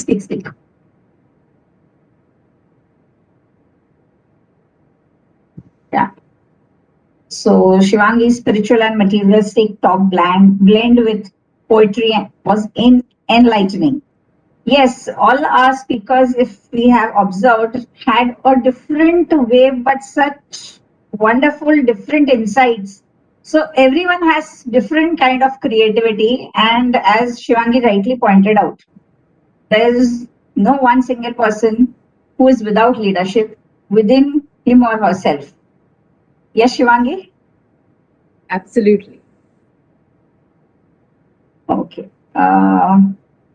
Yes. Usha, wow, beautifully explained. Thank you, Usha. That's what Aruna ma'am says. Manoj Naik says, amazing talk by Usha. Yes, there was a different way in with depicting with your pictures. So not too much of text. I mean, there's so much of variety. It was really thrilling that people have given a lot of wonderful emojis here. Please put in your questions. Yes. From our side, we have said if you have anything, any insight to ask Shivangi ma'am or Usha ma'am. Okay, thank you, Ashok Pradhan. Yeah. So anything, Usha, you want to articulate before we move ahead? So if I have a green signal, I move ahead to the panel. I would just say thank you for all the wonderful comments. Really inspiring, even and encouraging at the same time. And thank you, Shivangi ma'am. I think it was wonderful listening to you and all the earlier speakers as well. So great to be here. Thank you for inviting me. Thanks, Farah. Thank you. Yeah, Shivangi. May I take this ahead, Shivangi? You have some words to say? No, I said thank you to Usha, and I just one thing which I missed mentioning during my talk was the importance of having, what I call your own tribe of women, friends, your peeps, as they say. Nurture them. You need them throughout your journey. Women friends. Right, and ISACA Mumbai chapter has such wonderful treasures here that we have a lot of light around us to guide us. Now we just have to take the lead and try to move towards the lighthouse. And I think we all will receive light. Even the upcoming young generation to come, we have a lot of wonderful repository in the form of people, not only here, I will say it is not only limited to women, but definitely men also. Yes, we have wonderful experienced people who have always guided us. Okay, today is a day of women. That's why we always talking about women, but nonetheless, we should not ignore their presence as well as their contribution. Right, Shivangi? I think you're, Absolutely. Absolutely. yeah. Thank you so much. So from here, I move on. Very thankful to all our audience who have been, giving us so much of applause and wonderfully seeing you writing in the chat. So that is keeping us connected. Otherwise, I would have felt I'm talking to the walls around me while we are so much apart. Okay, now I will call upon my panel. So very thankful. And we are more charged up, I think, now for the panel discussion. So the panel discussion for today is Leaders Are Made, Not Born. On the panel with us is Jenny Tan, the moderator. And we have 4 panelists with us. So as I call upon, I would like the moderator and each panelist to come on video. Jenny is joining us from Singapore. She is Vice President of ISACA Singapore Chapter. Jenny is leading a global internal audit practice, including IT audit with a global real estate MNC. She is former PwC Risk Assurance Partner, where she has led IT audit and advisory alongside business resilience practices. She was PwC Singapore's CIO and Data Protection Officer. Jenny was a finalist in 2018 Women in IT CIO Category Award, and she was awarded Top 20 Cybersecurity Women in Singapore 2020. Jenny spearheaded ISACA's SheLeadsTech program in Singapore and has since then framed the SheLeads Lead program to become a cross-border female leadership experience. Her effort paid off as she is recognized by ISACA Global as one of the 4 2021 Outstanding Chapter Leader Award Global recipient. Hearty and warm welcome, Jenny, with the moderator at the panel. In fact, we are very much thankful to you to have joined us from there. Now I call upon one of my panelists, Nazmeen Ansari. Nazmeen Ansari, CEO at Matrix 3D. With a rich industry experience of 20 plus years and last 7 years in a leadership role, Nazmeen has helped transform companies through practical and expert solutions. She continues to speak at various forums of cybersecurity and conduct workshops to help organizations build a strong 360-degree security framework. Nazmeen has been elected as the chair for the WIT Network, that's Women in Technology Initiative by Microsoft. Her goal is to empower Indian women to enroll in technology career, give them confidence and strength to move ahead, and showcase their talent in the competitive world. Nazmeen has the honor of being awarded the Chapter of Award for India, IAMCP, that's International Association of Microsoft Channel Partner, Women in Technology, in July 2018. Welcome, Nazmeen Ansari. So I think truly, as I said, we have too many inspirations around us. So when to tap, I think we'll all need to see and make use of the best resources. Our next panelist is Swapna Matre. Swapna is Director IT at RSB Insights and Analytics. She has more than 22 years of IT experience, which is a perfect mix of technology and domain knowledge. Her role involves overseeing all technology operations and evaluating them according to established goals, devising and establishing IT policies and systems to support the implementation of strategies set up by upper management. Swapna also works in a capacity of independent IT consultant, wherein she offers program management for key initiatives of IT. Her domain expertise are insurance, travel, and market research. Welcome, Swapna Matre.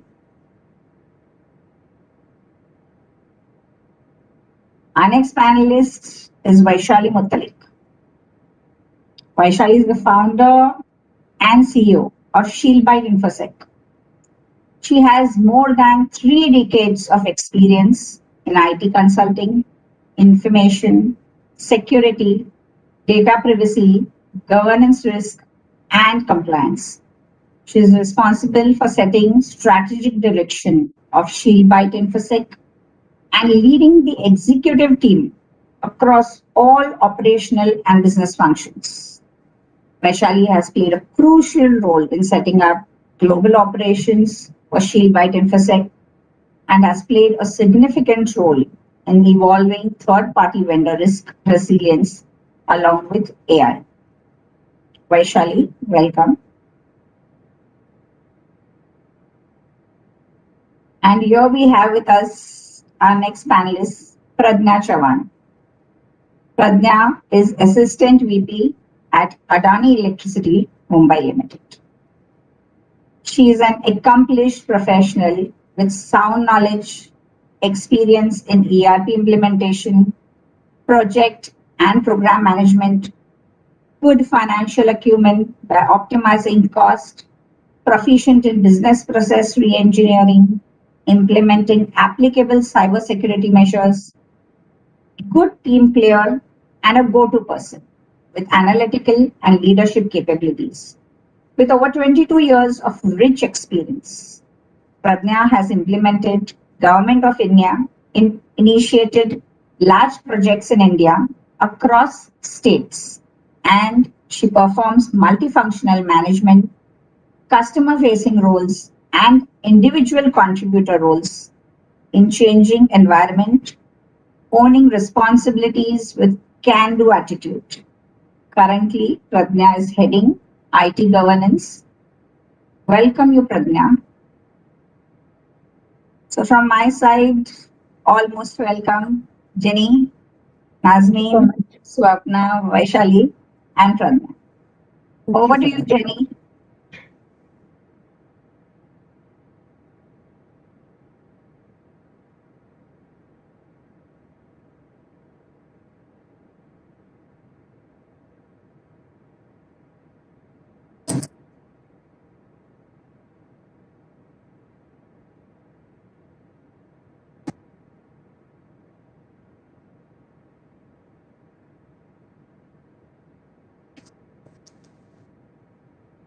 Hi. So, finally, talk about technologies, right? Yeah. Yes. Okay. Thank you, Dr. Fahad, for having me here at this SheLeadsTech webinar. And at the same time, I'm so pleased to have with me the 4 panelists who will be sharing their views in our discussion point. So earlier on, I sat through the session and I've heard a lot of inspiring stories and sharing and experience from the speakers. I think it is truly, truly amazing because, you don't gain anything from textbooks. You truly need to get it from life experience, things that you go through, then it will stay with you. Yeah. So for today's topic, it is about leaders are made, not born. So before I begin, I just want to let the audience know that we will cater some time at the end of this panel session to allow some Q&A, question and answers. So along the way, if you have some questions for our panelists, can I request you to drop your question in the Q&A box. But if the Q&A box is not available, just put it into the chat box. And I just need you to help the administrator to manage this Q&A better. If you're dropping it into the chat box, can you just put a Q colon in front, okay? So at least our administrator can pick it up faster. The other thing is, before I enter the topic proper, I just want to hear from everybody from the floor, as in, the attendees, to take this 1-minute poll about whether do you agree that leaders are made, not born. Can I get you to let your fingers do the talking and click on which one? Do you agree that leaders are made and not born, or you do not agree? Just 1 minute.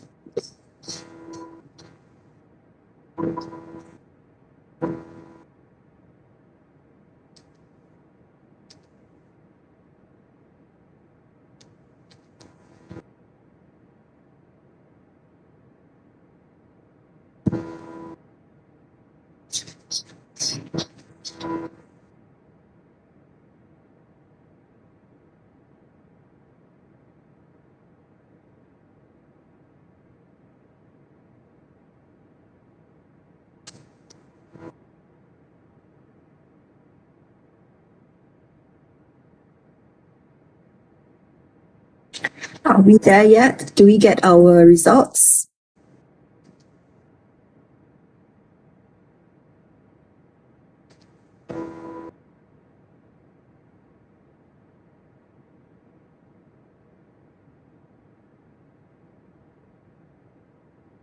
All right. So actually, majority, I would say, if you disregard the no answer, majority, almost 99% said that leaders are made, not born. Okay. So thank you for taking time to attend the poll. It sets some background, right? Yeah, to our panelists when we start having this discussion. So let's start this session proper. Let me just turn around and ask each of my panelists about this question. Leaders are made and not born. So do you agree? And if you do agree, what are your views about this particular statement? So maybe let's start with Nazmi. Hello, thank you very much, ISACA Chapter, first of all, for giving me the opportunity to talk on this forum. It's been great hearing from the good leaders since morning, and thank you, Bharat, for the introduction. Yeah, Jenny, I would agree that the leaders are made and not born. Leaders are basically a person who inspire the team members so that the team member feel comfortable in your company and he should be able to perform the job better. A leader has to make it easy for the person to achieve what he was supposed to achieve. So if you say there is a difference between a boss and a leader, a boss basically orders the thing, wherein a leader helps your team member to show how these things can be achieved or how these things can be performed. Now, if you talk about, we have been listening since morning about the leadership. So, if you talk about are leaders born or made? Yeah, there is some kind of quality that the person has to have internally, which each one of us have been born with. But I would not agree that, yeah, those qualities are enough for you to become a leader or not enough for you to not become a leader. Any quality, whether you talk about communication, whether you talk about confidence, whether you talk about handling matters in terms of crisis, etc. Each person has the ability to do it in a different way. It's just that the person has to realize that this is something he has to do or she has to do, and then perform or act on that event. So that is how the leaders are basically your skills are been matured, and this is how a realization comes on a person that somewhere you are becoming from the, you are changing your position from becoming a decision maker to become a leader. Okay, so if you talk about me, I'm a great example of a leader who is being made and not born. Why I would say, because I used to be a very shy person, never talkative, very conservative. Because of the family background which I came from, because of the, though I have done my engineering, but when I did my engineering, there were only 3 girls in computer engineering, rest all was boys. So my entire journey is basically surrounded with men, and thankfully good men. And then this is how I have been born and I have become a leader. So for me, it's a great opportunity for me, to everybody who actually gave me this confidence that yes, the leader can be made. Because my journey, when I started with a shy girl, and then when I'm talking and sitting here on this forum, it does make a lot of difference, because even I did not realize in initial career that I can be a leader, or I can be a CEO of the company, or I can lead people under me, or I can guide people who are under me, or a team under me. But then when responsibility comes in, when you mature a little bit enough, you start realizing that this is something you don't have choice and you have to do it. So then it is something out of choice. Then you start developing your skills on its own. Then you figure out, okay, I don't know how to build confidence. Can I talk to somebody, or can I read something, or can I refer to something where I can build confidence? I have a knowledge, I have the ability to perform, I have all technical things that are required to perform my job, but there are certain skills which I am lacking. But yes, if I can build those skills within me, I can actually perform it. So this is how my entire journey started, and then I realized, okay, I had a communication gap. I need to improve on that. how do I talk to people, how about my body language will be, it's basically, it is a time when actually people have to stop making us, please stop making short films. Okay, thank you, Nazmin. Yeah, so I mean, it's good to see that you agree that leaders are made and not born, and you have given yourself as a good example about it. And I think you brought on two key points that are very critical and crucial for, I think, the wider audience to take note of, and perhaps to find a way to self-motivate themselves. I think one is the opportunity, the realization of an opportunity to develop yourself, right? And to meet the right person to give you that opportunity. And the other one, you also spoke about situation. Yeah, because sometimes you may be placed in a position, a situation that you really need to take charge of. And if not, you will be at a disadvantage. So I think one is really to seize the opportunity. One is truly to maybe get a mentor or somebody to realize your potential. Beyond that, those are the other gaps that you need to identify for yourselves to improve on. Thank you, Nazmin, for your sharing. So let's move on to Swapna. See whether you agree with this statement. Yeah, what's your take? Hi, Jenny, and thanks a lot for having me here today. It is really inspiring to be, with all the eminent leaders that I know I've just heard today morning. It's excellent start of the weekend, I would say, or maybe end of the weekend. So yes, I agree with the statement that the leaders are made and not born, with a little twist that you need to have it in you. You need to have it in you. When you have it, it can be nurtured. So, and if you along the way, if you find good mentors, it is really a good chance to, become a better leader than, what you are born with. And as this entire seminar today is about SheLeadsTech, I would also want to say that women are actually better born leaders who can be made as better leaders is what I feel. Just to tell you that we are good at multitasking, we are very good at giving directions. We are almost always very meticulous at doing all the tasks that we undertake, and we are very effective communicator. So these are, the very important inborn qualities most of we women have. So I think we can be better leaders. And how Charulata said, I just love what she said in her one of the things she said in her keynote session, that women need not behave like men. So most of the time what happens is we gauge ourselves on the same parameters as that of men. That is not needed. We can just be ourselves and grow to be a better leader. And also, as Shivangi mentioned, that the path to leadership is not smooth. Path to anything is not smooth, actually. So I think having great opportunities, making most of it, and harnessing all the skills which you already have would be the key to become a good leader. So yes, the leaders can be made, and we women can be better leaders. So that's what I would want to say, and I would just want to end this introduction by two good quotes I always go by. So one, I always see that be the example which people would like to follow.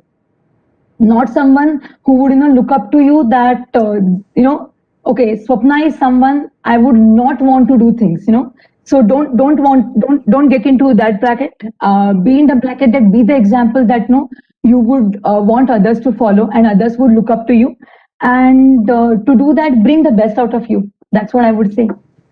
Thank you, Swapna.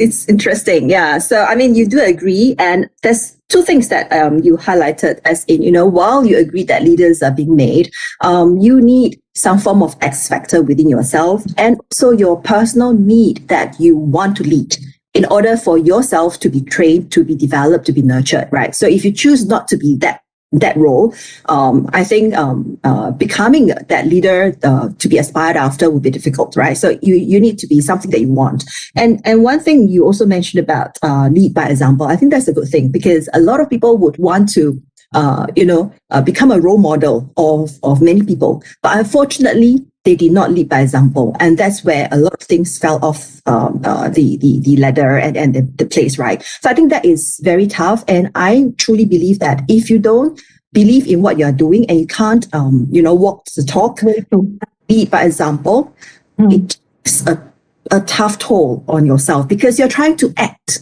to pretend someone else who is not yourself, okay? And your third point about be fair to yourself, and that's the thing. So I think that would be a very good advice for everybody because we can't be the same, right? Like I can't be Nas, I can't be, Swapna, but we lead in our own space, we lead in our own area.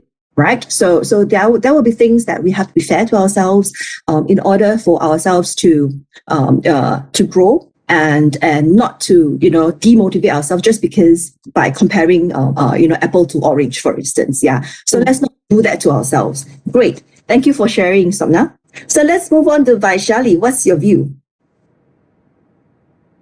Hi everyone. It is a great honor to be there on the wonderful event, and I would really thank Mumbai Chapter to be inviting me to this panel discussion. Thanks Farhat and thanks Jenny for such a brief and great introduction. Jenny, I completely agree with you that leaders cannot be made. They are not born, they are made basically. In my opinion, the leadership comes with incredible hard work. We'll have to really work hard, and it's very complex. But definitely, it's not a rocket science. There are a lot of leaders in today's startup ecosystem. We have seen so many amazing women leadership in this. And they are really great. They are doing really great. Leaders, what I personally feel is made with outstanding qualities. They need to have someone. Every woman has those qualities in place. In fact, every person has those. It depends upon how you capitalize on the qualities. When you say about the qualities, I mean by confidence, knowledge, your courage, determination, and most important, and passion determination. Passion is very important. When I'm speaking about this passion, I'm like an entrepreneur for the last 20 years. This is my fifth startup, fifth company, to be honest. And to be honest, yeah, it's always a challenge to lead a company, to establish a role model yourself, guide and motivating others during this entire process of building an organization. Unfortunately, these skills are not taught. They are really not taught in any of the kind of educational systems. We all are highly qualified in these domains, but we really do not learn these leadership qualities anymore. For this, two leaders ensure they continue to develop their leadership skills. We'll have to continuously keep evolving around us, keep learning, keep developing ourselves. Everybody in this world is born with some traits or some talents. We'll have to understand what traits and what talents we have. We'll have to carefully develop the skills what we do not possess them. We'll have to master the art of leadership. When I say mastering the art of leadership, you really don't have to go to any any educational professional programs. It's just a lifelong process. Developing a skill is not something which is going to happen in a day or two. It's going to be a lifelong process. We have to keep learning about it. I personally feel it's when I have worked with so many companies and been having a very great career in one of the leading financial institutions of India, and kind of leaving a job, a very comfortable job, and then starting your own business. When you start with your own enterprise, it will always a challenge. It's always a challenge about it. I had a privilege to learn and work in various areas and roles in my career. I personally feel this, being a leader and what I am today is something is with a continuous learning process which I have. I feel learning is something which will develop to a great leader. And being a great leader, it takes a practice. That's what I feel. With practice, every woman and every person can be a great leader. And they are made and they are not born. Thank you, Vaishali, for sharing. Yeah, so I think your key takeaway I would gather would be, first of all, you must have the passion, right? The passion to persevere and to persevere your passion. Based on your sharing as well, you went through so many rounds of, startups, organizing. I mean, it's not easy with startups, especially because you really need to build the house from scratch. I'm sure, anyone who has done or built something from scratch, they know that it's not easy. Yeah. So you really need to have that passion and to persevere to reach your goal. The other thing I've learned from you is that this whole thing is a journey. It's not a course that, you attend and then you end with it. Yeah, there's no such things. Yeah. And you really need your life experience to continuously reflect upon yourself to continue to grow from there. So I think this is a lifelong journey that everyone should embrace if we truly want to be successful in our leadership path. Thank you. So last but not least, let's have Pratnya share her view. Yeah. Thank you, Jenny. Thank you for this wonderful session. Before sharing my views, I would like to say hello to everybody, and also would like to thank ISACA Mumbai Chapter and team for arranging such an empowering session, SheLeadsTech. I'm feeling so proud and privileged to be part of such a wonderful session. So now coming to our discussion topic, Jenny, if you look at the basics of leadership, it is nothing but exercising influence over others for achieving a common purpose or common goal for that matter. But it is not that simple, because leadership is more of a growing process. And what I want to emphasize over here is that leaders are born to be paid. One can become a leader through the process of learning, teaching, and through real life experiences. Here I would like to mention three 3x3 matrix, which includes 3 leadership traits, 3 leadership activities, and 3 rules to elaborate on my views on leadership of a growing process. There are 3 simple but very powerful leadership traits for developing the leadership skills. One is being, second is knowing, and third one is doing. Being is nothing but our identity and how we see ourselves as leader and how we see others as leader. Knowing is our intellect, and it is nothing but perspective of leading and at the same time believing in the development of others. The third and most important thing of the trait is doing. Doing is practice and performing the leadership acts. As a leader, I think we should be able to identify ourselves and see what qualities we possess. It is also important to understand our own knowledge on any given situation, and we must share the knowledge with others and should never stop learning. So in my opinion, I guess the experience is the best teacher. I also believe that leaders can be made if they have correct guidance. I think the greatest gift one can give to anybody is to let them understand their leadership potentials, which they are unable to see within themselves. So that is, I think, one of the greatest gift we can give to anybody.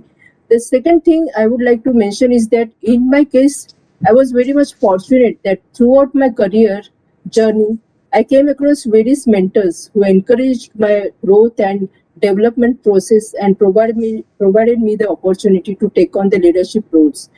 But let me tell you one thing, that having these traits and with all the opportunities available, do we really become a leader?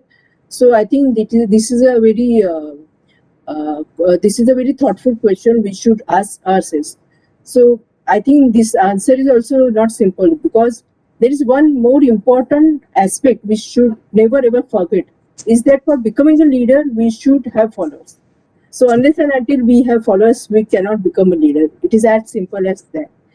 So basically, leaders should value and appreciate inputs of others and should be open to the suggestions of others as well. Thank you. Jenny, I would like to just narrate 2 more activities, 2 more things of the traits. One is 3 activities, that is action, observation, and reflection, which the leader should be engaged on a continuous basis. And the third one is the 3 golden rules, which would never forget, and we should take it further. And those are nothing but practice, practice, and practice. Yes, we all know practice makes perfect, right? Thank you, Pratnya, for this insightful sharing. So, I mean, you did mention something that I think it's something that most of us would really need to get ourselves pair up with. That is the right mentors. Yeah. And who are those? I think we really need to open our eyes very clearly, because I think a lot of people get very confused with, what makes a good mentor, or does anybody comes along and this person will become a good mentor. So I think getting the right mentor is very important and critical. And for some of you, if you are not sure, I think it's always good to have a quick chat with, I'm sure ISACA Mumbai may have the, mentorship program, because this is part of the One in Tech and We in Tech program that we have. Come and talk to us, the board members, and then maybe we can guide you along the way to find the right mentors. And if you are truly good and you are a leader, you rightfully pointed out that you need followers. Yeah. So if there isn't any follower, don't go around and brag about you being a leader, because nobody believed or looked upon you, right? Because earlier on, the other panelists spoke about lead by example, that kind of stuff. So if you truly lead by example, you naturally will have followers, and that really showcases that people believe in what you are able to inspire and motivate and bring them along the good journey. Thank you for sharing, Pranya. So we have set the backdrop about leaders are made, not born. So every one of you has confirmed that understanding, although there is still a very small percentage that we know that each one of us, while we may be leaders ourselves, but the degree, the relativity of success or leadership role may be different. And that is the small percentage of the X factor that each one of us will differ, right? So then let's move on to my next question to the panelists. The research has shown that, women as business leaders is actually not of very high percentage. So there's a research report in August 2020 that stated that in both 2019 as well as 2020, only 29% of women sits in the senior management role. And of this 29%, Asia Pacific occupies only 27%. And surprisingly, Africa topped the list at 38%. And of this statistics outcome in the Asia Pacific region, unfortunately or fortunately, India sits at the bottom 3, together with Japan and Korea. So I just wanted to hear from the panelists, why so? We heard so many inspiring stories from our female leaders this morning, and I believe there are more out there. But why would the global statistics show otherwise? Yeah. So maybe I will address this question to both Swapna and Pranya first. So the question that I have in mind is, why do you think that APAC has such low female leadership representation, and how can we improve that statistics? Who wants to start first? Swapna and Pranya? Maybe I would like to take that question. So Jenny, what you asked is a very important question, and all of us, need to look at the real reasons why does that happen. Because especially I'm talking about urban India right now. Many of the girls now, in urban India, many of them are even today are not given equal opportunity for good education. And I'm again and again highlighting urban India. So this is one very important point, that in urban India also we do not have equal opportunities of education opportunities given to girls. And as Shivangi mentioned in her talk earlier, or I think Charulata mentioned that around 40 to 50% ladies who start working drop out before they get into the middle management for the various reasons. And most of the important reason of that various reason is family. So what I think the most important reason for women being less in the leadership role, because there are less women in the middle management, and so there are less women which are ready for the leadership role ahead. And how do we correct that? We started from home. Treat our spouses as equal partners. You divide the responsibilities of the chores equally. Give equal importance to the family and the career, and that should be the case for both the partners. That is the case for both the partners. That for both the partners, family and career should have the same weightage in their priority list. So I think it is up to all of us to do that, and if all of us do it, I'm sure in the coming generation, or for us in our generation, we can do better. I mean, and as this, I think this last 1.5 years have been great opportunities wherein we have seen that work from home and work from office can be, looked at the. So taking that as opportunity, going forward, we could definitely have better.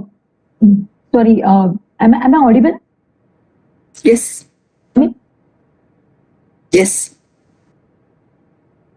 Okay. Yeah. So you mentioned about. Can you hear me? I mean, Yeah. yeah. Yes. Yes. Swapna.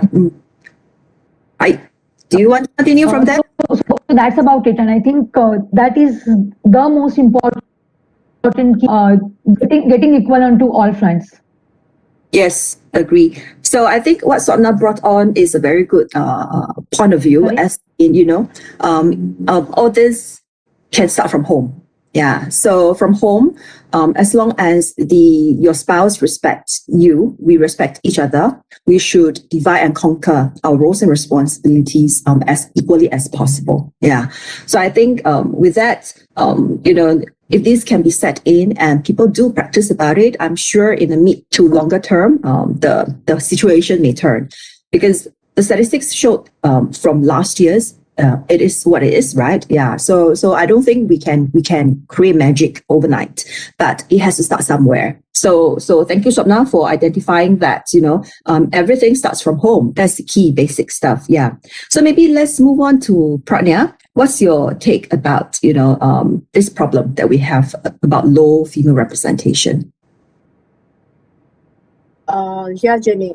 Frankly speaking, I don't have the right answer, but yeah, I will definitely share my views and would urge the forum to consider this as a disclaimer, because whatever thoughts I'll be sharing, that is to be restricted for this discussion purpose only.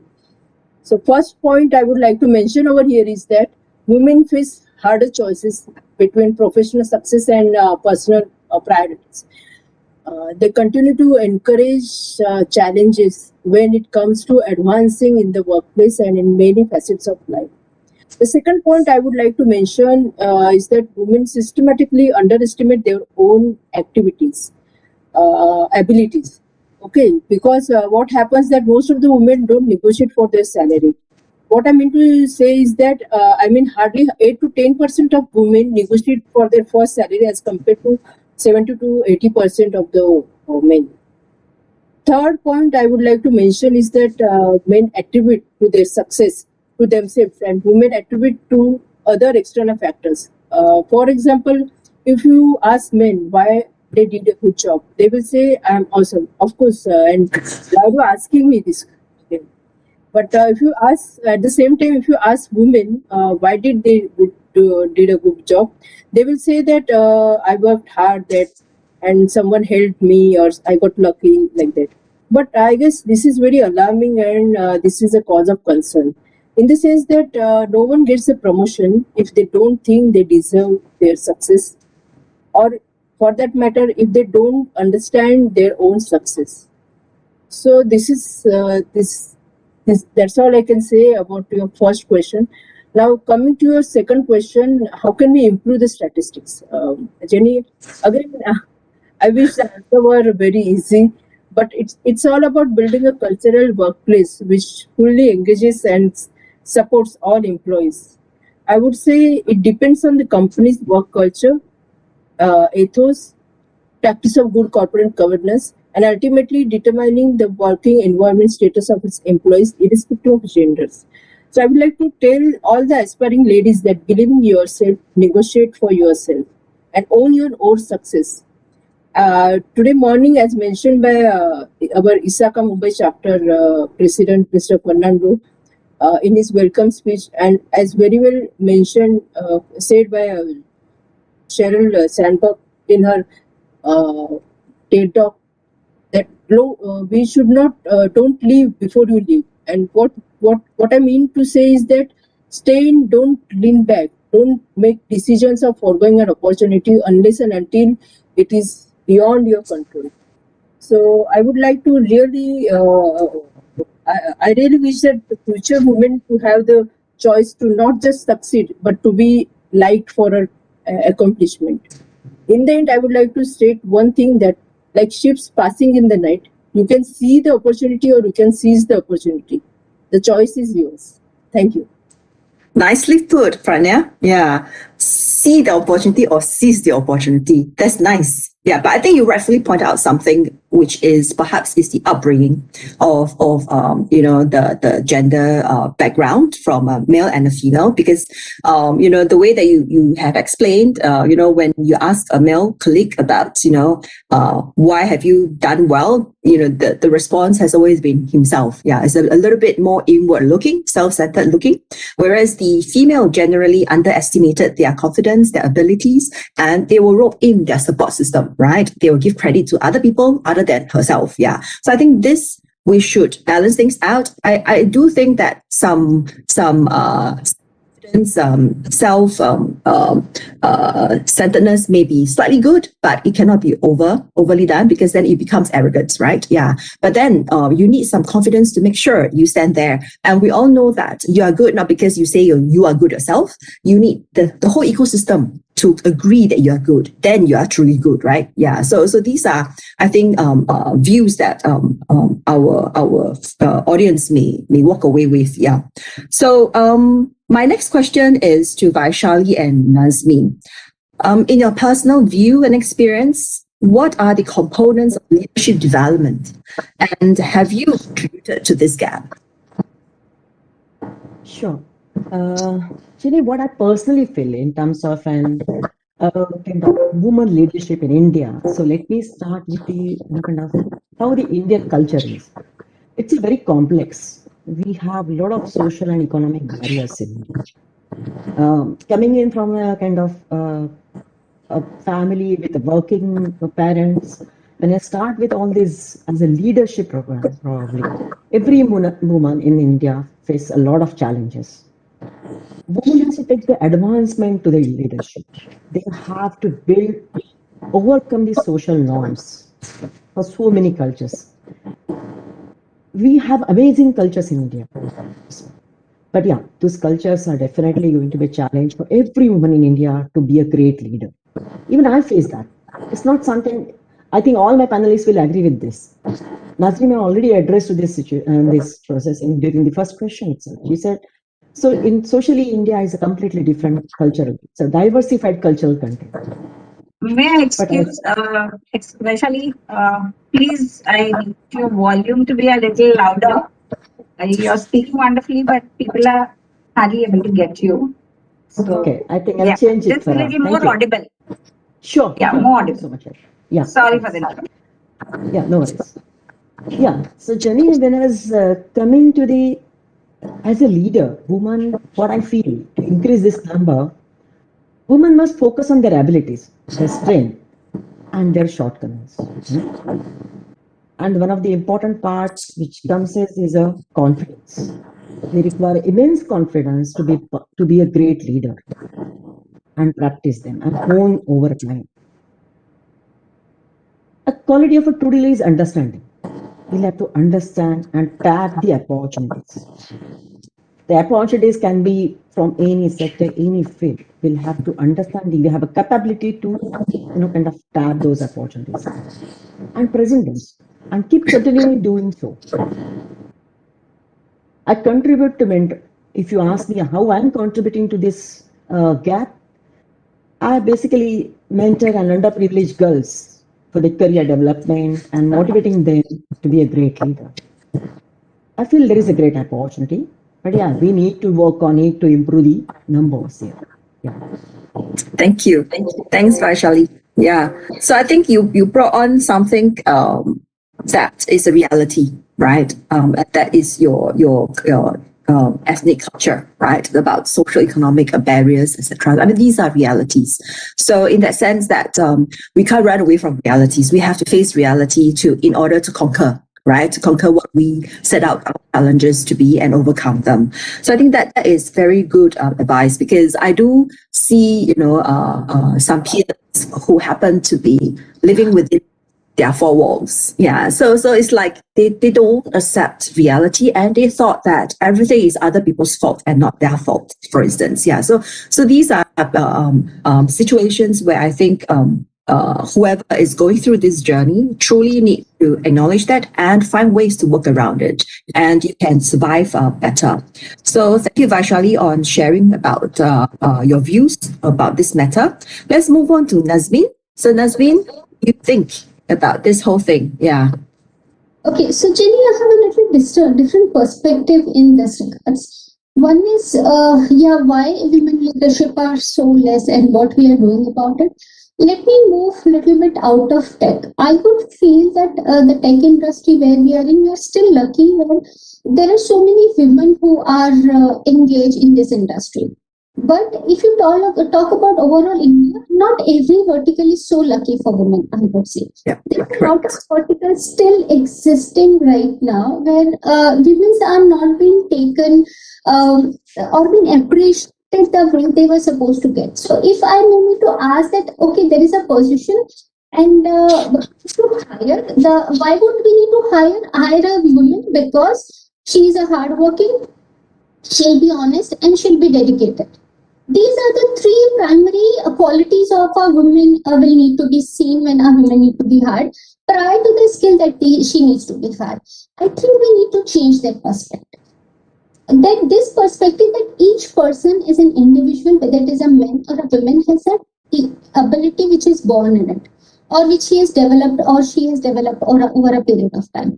Each business owner needs to realize that women, when you're hiring, please go beyond your pre-mindset quality of a woman.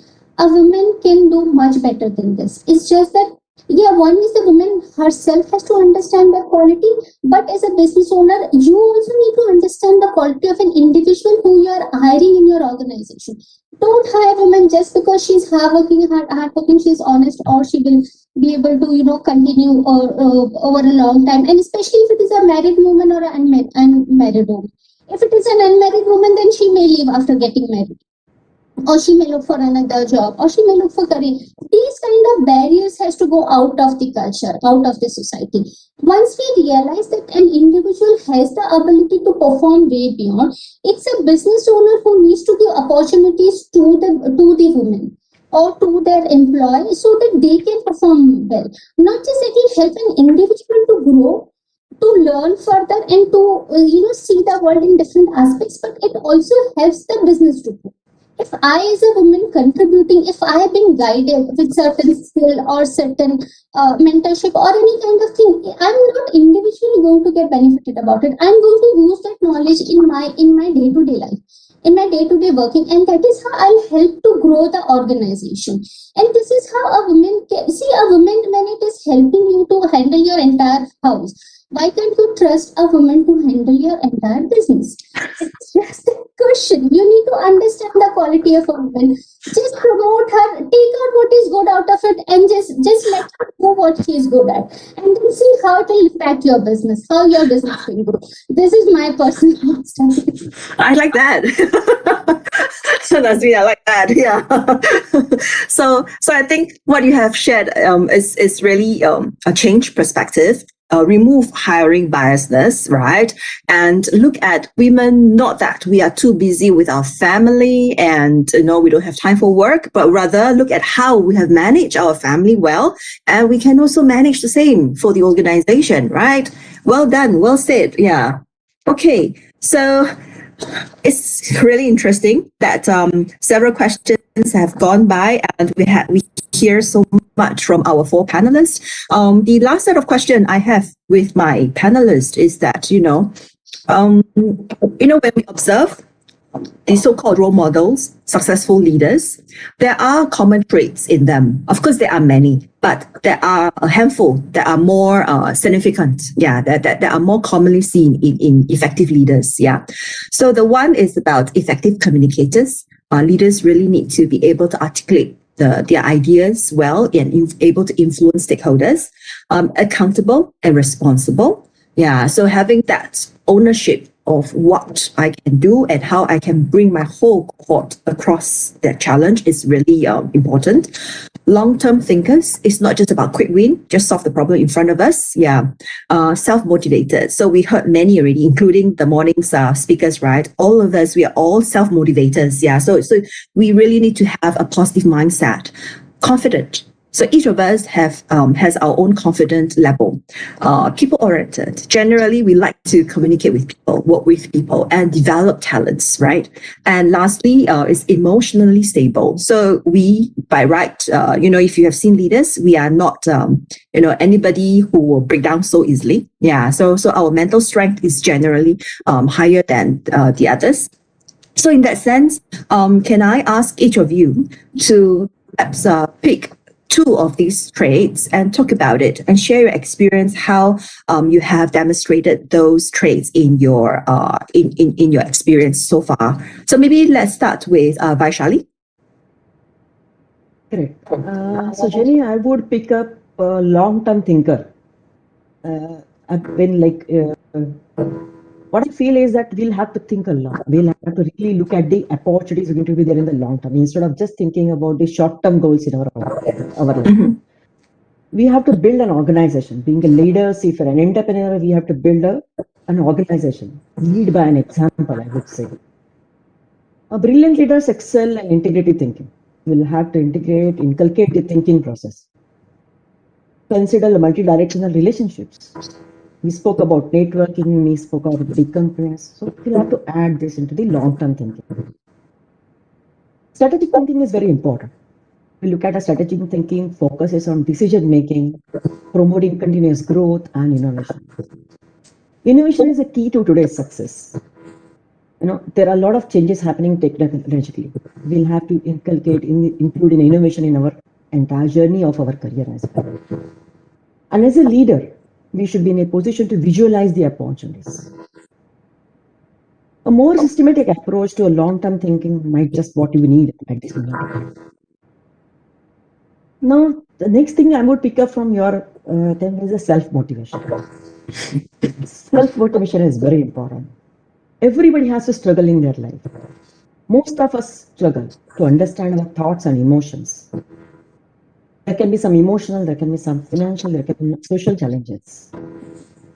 Trying to understand and overcome them is very complex. It's very complicated. But if you are able to overcome these things, that's what something we'll have to do as a self-motivation. Everyone must develop novel skills. Something everyone has in their own knowledge or the experience, whatever they come across, which keeps you motivated.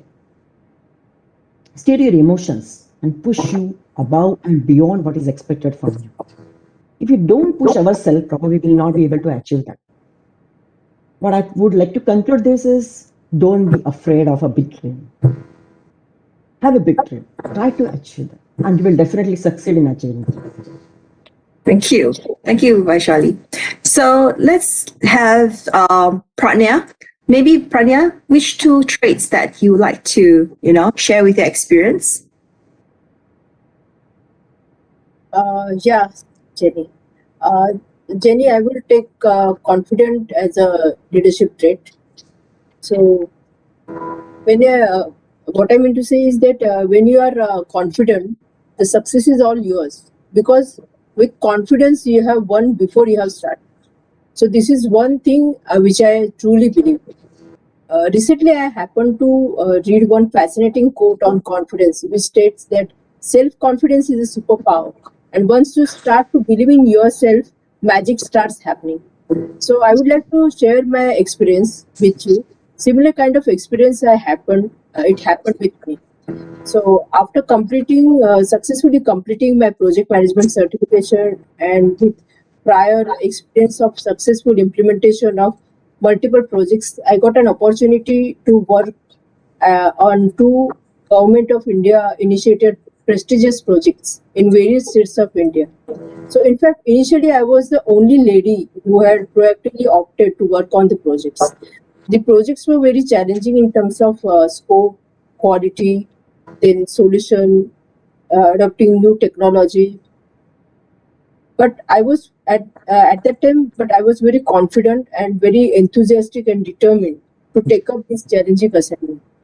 And there was one major important milestone of the project on which the success of the project was dependent, and that was nothing but migration of the data migration of 3 million consumers. That was from one ERP system to another ERP system. Though our team had earlier knowledge of legacy to ERP data migration, but nobody in the industry was having the experience of ERP to ERP data migration. So that was one hurdle we were facing at that time. At first instance, we found that it was very difficult task, and mainly because of the lack of proven solution for ERP to ERP data migration. But one thing I want to mention over here is that, and I will also, I'm sure that you will also agree with me that confidence is contagious, and so is the lack of confidence.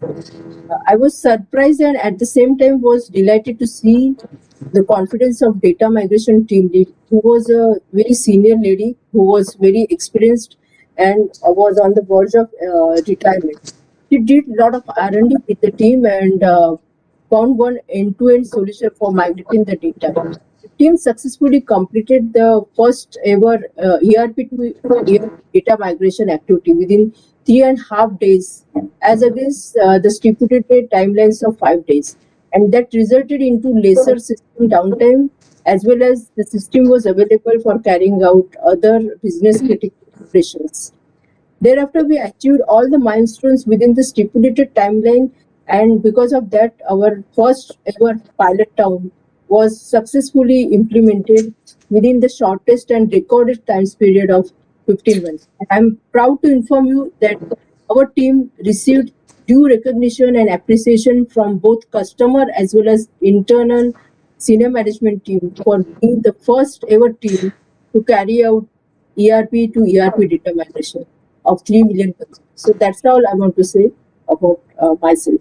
Thank you. Thank you. Thank you, Pratnya. But I do agree something about the self-confidence is superpower, because as a leader, if we want to make sure that we are successful, if we ourselves don't believe in that strategy that we're going to deliver, nobody will believe in you, because whatever you say, it's like wishy-washy. Because people can sense it that you yourself don't believe in it, and why do we need to follow you, right? Yeah. So let's move on to Swapna. Maybe just choose one of the trade to talk about, to become an effective leader. Yeah, so I think I would like to talk about effective communicator. As all of us know that with anything and everything you do, what you do is communicate. So there is always the room for improvement when you want to communicate something, in what way you communicate. It is being the way rightly Pradnya mentioned that you can always influence the person in the right way or in the wrong way. So knowing what to say, when to say, and how to say are actually the most important keys for any kind of communication, and communications will build strategies, and strategies will get into the task. So I think that yes, it is one of the most important quality, and all of us at any point of time, and in fact on any front, it is not only career but also in your personal relationships. Being effective communicator is a very, very important trait one needs to have and develop and harness every time, because that is something Yes. you are not born with. Yes, and also being a good communicator doesn't mean that you talk a lot, right? It's Exactly. just you talk the right things at the right time, right? What, Thank when, you. where. Yes. Thank you, Swapna. So last but not least, Nazmeen, which trait do you want to leave with us? Yeah, to be an leader. So I would like to talk about accountability and responsibility, because Okay. I feel when you take responsibility, accountability come along with it. It's about two individual. Now, most of the time, the word accountability has been taken in a negative term. It's been taken as blame. So if anything goes wrong, you are accountable does not mean that you are being blamed for it. As a leader, it's very important that you are responsible for the behavior of your team, for the completion of the task or a project that has been given to you. You are at the same time a role model for your team. And you are also interfacing the people who are outside your team. It could be your, superior. It could be your client. It could be any outside person who are you interfacing. Because things does not go well all the time. Success will not come all the time. Many times there are failures. Failures means you have to be accountable yourself because you are a leader. So be positive that yes, I accept the responsibility that we failed, but we'll make sure that next time we'll do better. Responsibility, you are responsible. You need to make sure that you are responsible for the success, you are responsible for the failure. As a leader, it's very important to understand. And especially for a woman, most of the time we get very emotional with it because I will include the emotional part of also. Most of the time women cry. I think it's good to cry, but then there is a limit to cry. You need to emotionally how strong you are. And in failure, see, it's one is your personal identity that is being getting affected, but your behavior, your body language is going to impact your team member. So if your emotion, and if any of your team member is depressed, you need to make sure that how you can become a good leader. Bring positivity in the team. Make sure that how you can, instead of that team going underperforming, how do you bring back and make sure that the things which did not go well, you need to make sure that they perform at 200% and you can see the result. That's the quality of a leader. That's what I would like to. Thank you, Nasmi, for sharing the few traits that you think is important to become effective leaders. We do have one question from the floor. It was asked that maybe one or two of the panelists, you can elaborate on the importance of learn, unlearn, and relearn under the present circumstances. Shall I take? There are other questions coming in. So maybe for this question, who wants to take it? Shall I take this question? Learn and unlearn. Yeah, sure. Go ahead. Perhaps Vaishali, you take the same question as the second panelist speaker. Yeah. Okay. Sure. So it's a very interesting thing which we have come across last week itself. So I'm very unfortunate. I'm trying to develop a skill of reading. I'm not a good reader, and especially when it comes to book, there's something which is not inbuilt in me, and I started building that habit. I said no, it's something which I need to start reading a book, and I started reading a book, and I finished half of it. And fortunately, it's a book which was lying in my cupboard, and I just picked up and I started. And I was discussing with one of my colleague about that book, which talk about how a brainstorming session happens. So it says in general brainstorming session where people sits on a table, each one puts their idea, and as a leader, you should not demotivate any idea. You should listen to each and every idea, understand that what the people is saying, then you go outside of the team, go through all the ideas, and then you figure out that which idea is going to be effective for your project or for your business benefit. So this is the thought which we had been following so far, that in a brainstorming session, everybody has to put them. While I was talking to my colleague, he told me, Nazmi, this is wrong. Changed. I said, oh God, now what do I do? What the thing is that he said, because see, we are talking about digital transformation, we are talking about a change in technology, we are talking about change in culture, change in thoughts. There are changes in management skills also. There are changes in leadership skills also, which we are not so well equipped with. So when I'm talking about learn and unlearn, this is what I had learned, and this is, even if I wouldn't have read the book, we had followed the same strategy. But he came to me and he said, no, this is not the right way. Do not read any book before 2015. Okay, I'm not going to argument right now, but let me just talk about learn and learn.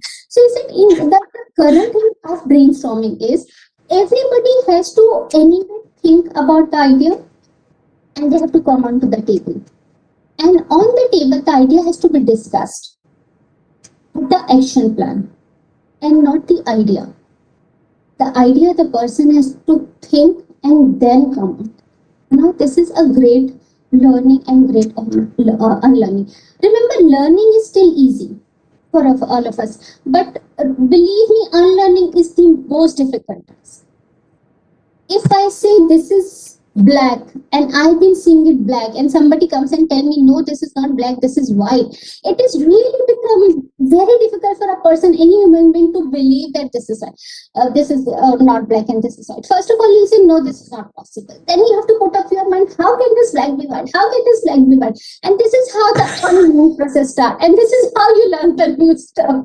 So this is what I wanted to add. This is just the recent last week example I'm giving you. So now I had to learn unlearn all the previous management skills and learn the new ones. And thank you. Thank you. Who is teaching. Yeah, Vaishali, how do you see Nazmin's, explanation? Oh, it's great, Nazmin. I think you bring the right, I should say, approach to this entire process. I completely agree with what Nazmin said, to be honest. Okay. Learning is very easy. We keep learning. I've been vocal on this part that you have to keep continuous learning process. But unlearning is very difficult. Saying that I do not aware of it, or probably I am aware, but it is not correct, it's absolutely difficult. Trust me. And people are hesitating to do so. We should not hesitate. That's what I personally feel. We need to have an open mindedness to learn a new activities. So the new generation, new team members, there are so many new opportunities coming, and we'll have to learn a lot and keep unlearning the old things, probably the things which is not enforced. Now, when we say about unlearning, the major part of the unlearning process is something which you have learned during your entire career, your education systems. Now, this will always be a challenge to unlearn and add new learnings to the systems. Okay? And we may have some challenges about technology. We may have challenges about new processes. So this is something we have to keep doing it.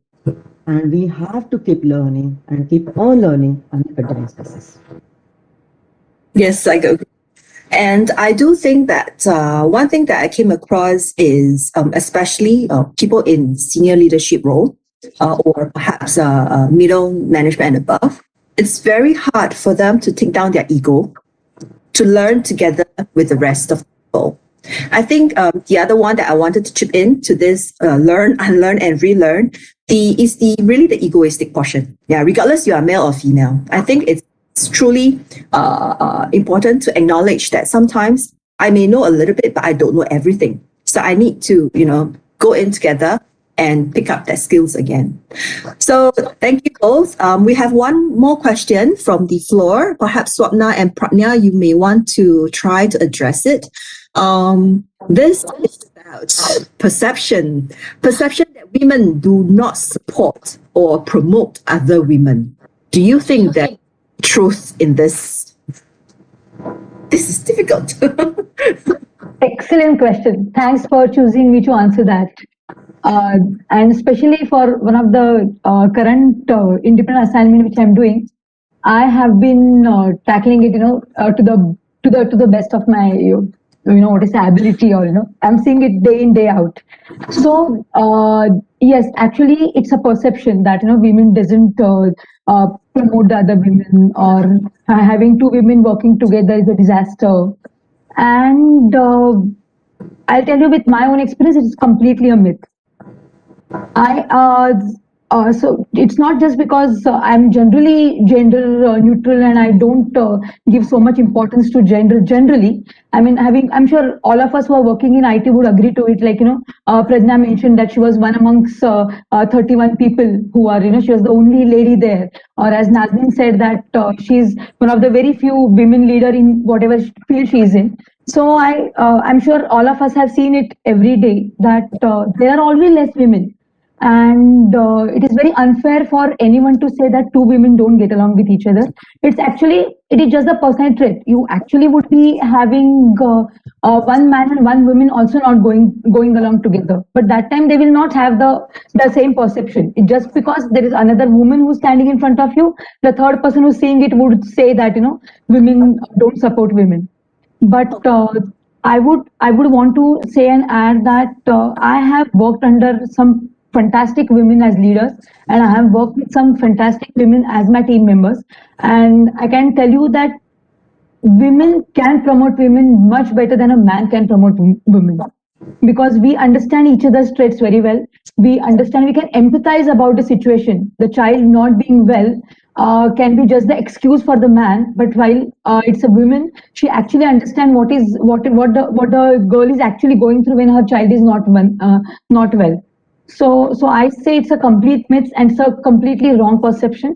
In fact, women, I mean, all women team actually works as the best team is what I would say, because currently, I have a boss who is a woman and I have team members who are women, and I think we make a great team and we are delivering, some fantastic projects coming up. So guys, it's a wrong perception and come over it. Yes. Yes. Thank you, Sana. Pranya?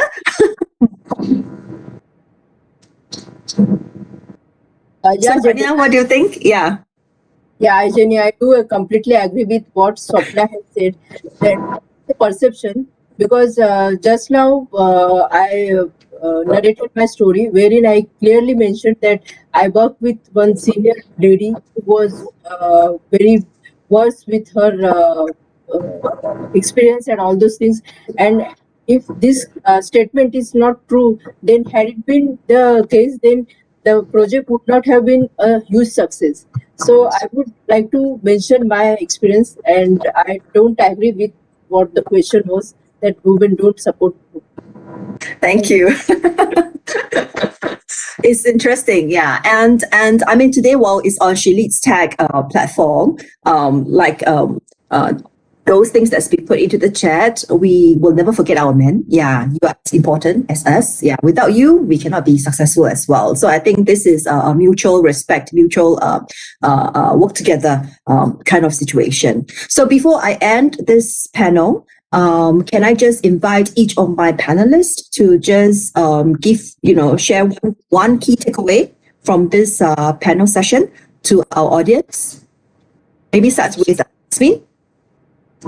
Okay, I will take little longer. I would like to read this poem, which is very close to my heart. And this is what I want to give lesson to everybody. And I would like to close this session from my end. It's from a writer called Khalil Gibran. And it's about fear. It says that it's about a river, and it starts with that. It is said that before entering the sea, a river trembles with fear. She looks back at the path she has traveled.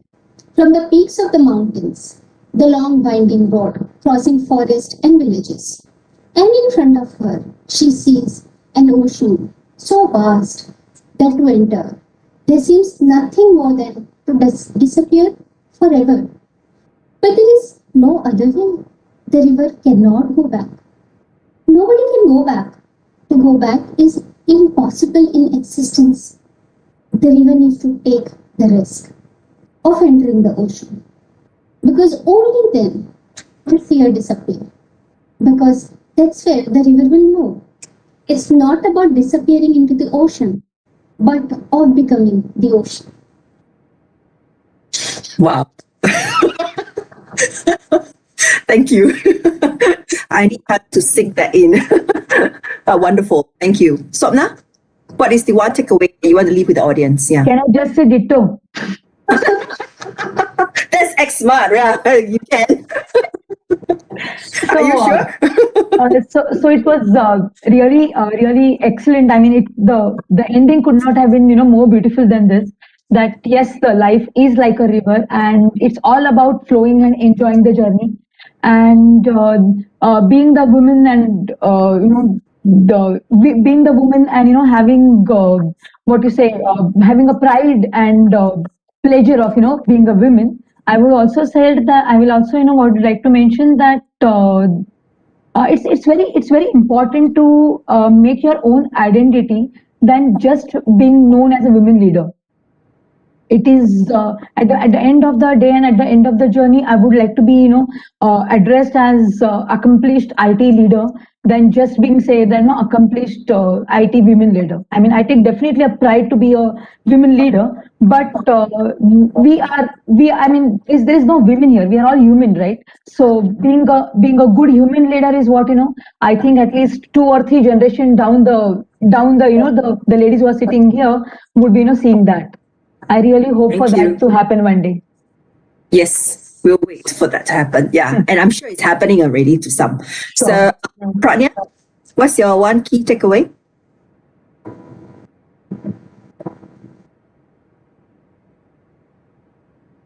Yeah.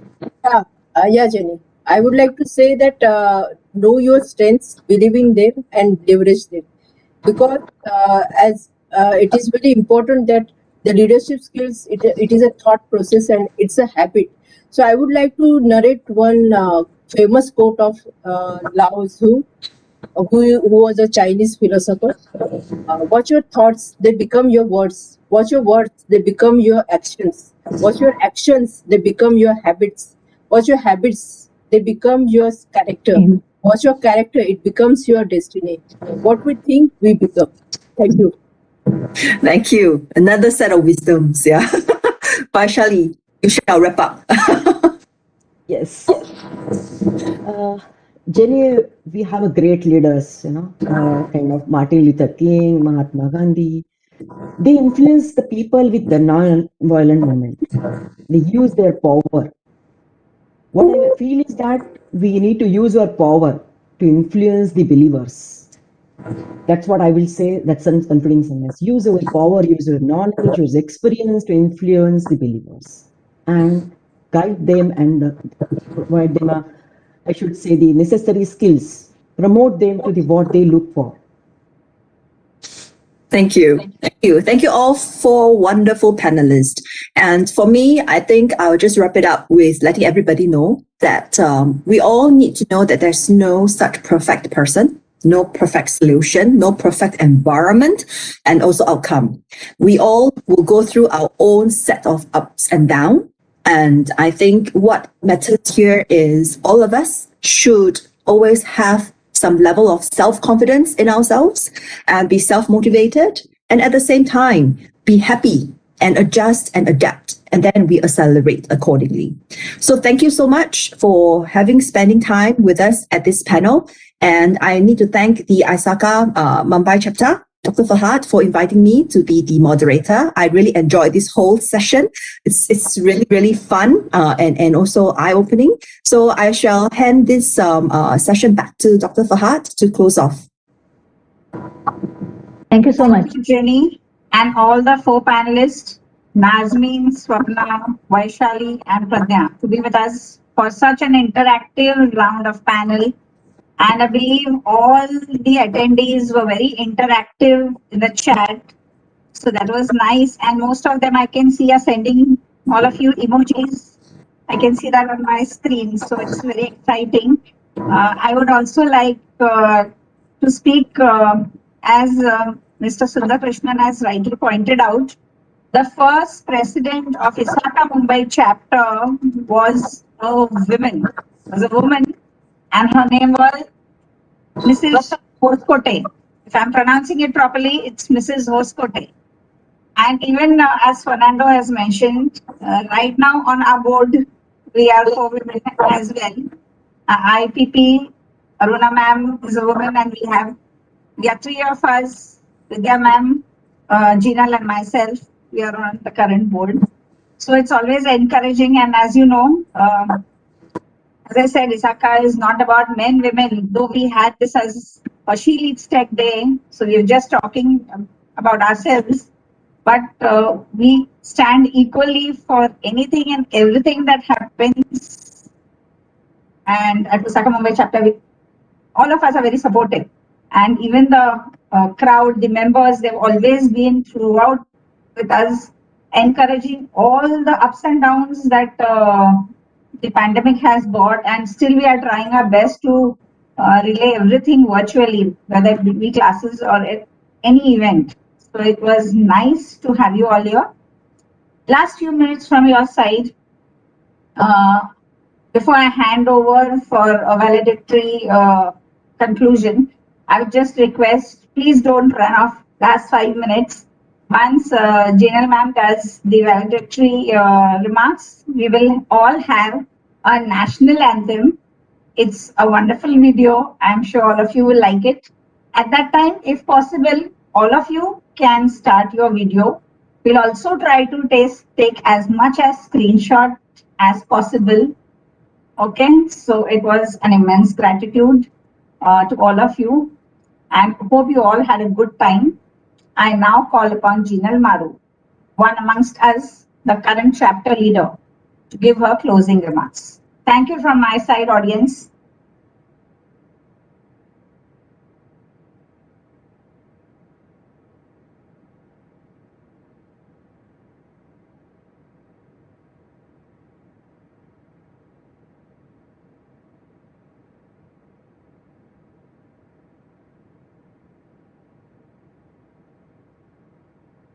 Jinal, may I have you on camera and say a hello so you'll be spotted? Hi, hello to everybody. So I came across this wonderful quote yesterday that feeling gratitude and not expressing it is the equivalent of wrapping a present and not giving it. So I have the proud privilege of presenting the gift of our gratitude to everyone who has helped to make this event such a resounding success, as we can see from all the comments in the chat box. So to start off, I would like to thank Madam Jo Stewart Rattray. Your words, they really energized us. And just the thought that as a 7-year-old, you wanted to serve and make a difference through the UN. Wow, that thought really blew my mind. And hopefully, in our lifetimes, we will see a world that is ageless, genderless, and yes, inclusive in every way. Thank you, Charulata ma'am, also for your wonderful views. I think your idea of fearless curiosity, as you said, has been your guiding principle. There's a lot that all of us can also take from that. And yes, not being intimidated to ask for our fair share. I think that's what a lot of women out there, if we can all do that, then we'll see a lot more women leaders in the next few years, hopefully. Thank you to Shivangi ma'am for her views as well. I think in some ways we did have one more panel discussion in the room because she helped us get the views of 5 other women, 5 other leaders in their own way. So thank you so much. I think that was a really innovative way to present your thoughts and also share the journey of 5 other women with us. Thank you. Thank you also to Usha ma'am. Again, as Dr. Farat mentioned, it was a wonderful way, the way you presented your ideas with just one keyword on the slide and how you told us about your thoughts around the concept. And yes, clarity in this world of ambiguity. I think that's really the value that a leader brings to the table. So thank you so much for your views. After that, we had a wonderful panel discussion. I mean, I think this was a live panel discussion. We had Jenny ma'am, I think you just wove all the panelists' views together and the wonderful takeaways that you picked up, you know, if there was something, because there were a lot of good ideas that were coming out and to pick out just a few was, I'm sure, a difficult task. So I think you did a wonderful job of moderating our panel. And I did notice at one point you mentioned that this is what I learned. And I think that I learned attitude is what really is going to take all of us to new heights in life. So thank you so much for being such a wonderful moderator. And to all of our panelists, Nazmeen ma'am, I think your candid attitude was so amazingly refreshing. I think we had a lot of light moments for a conversation which could have gone very, very serious. Thank you so much for that. And Pradnya, I think the examples that you gave, I think some of the quotes that you shared, they're just so profound. So thank you so much for all the ideas that you shared.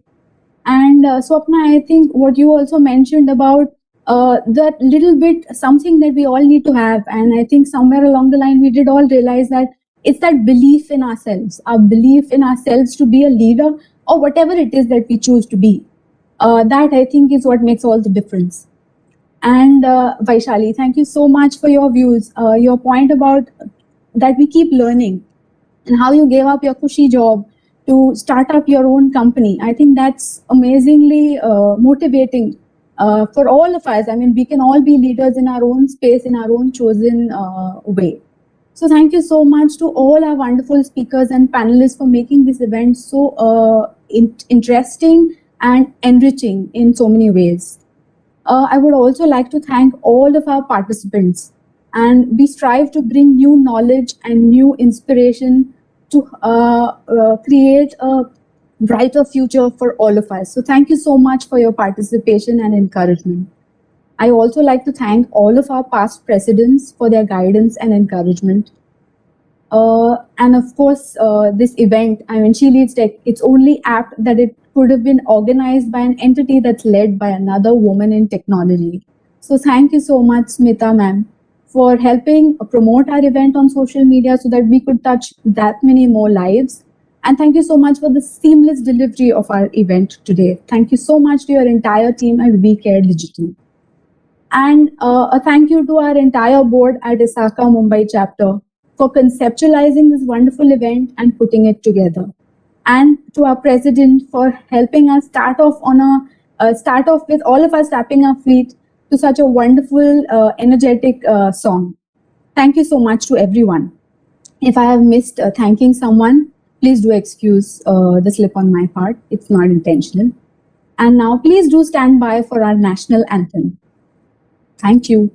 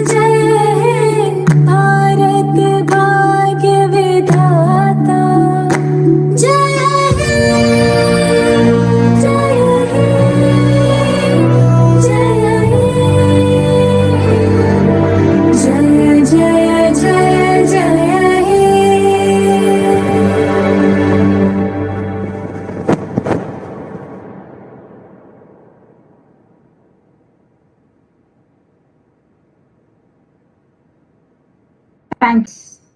Our team at the back end is taking care of it. Let's all focus just on our camera and the team will do the needful.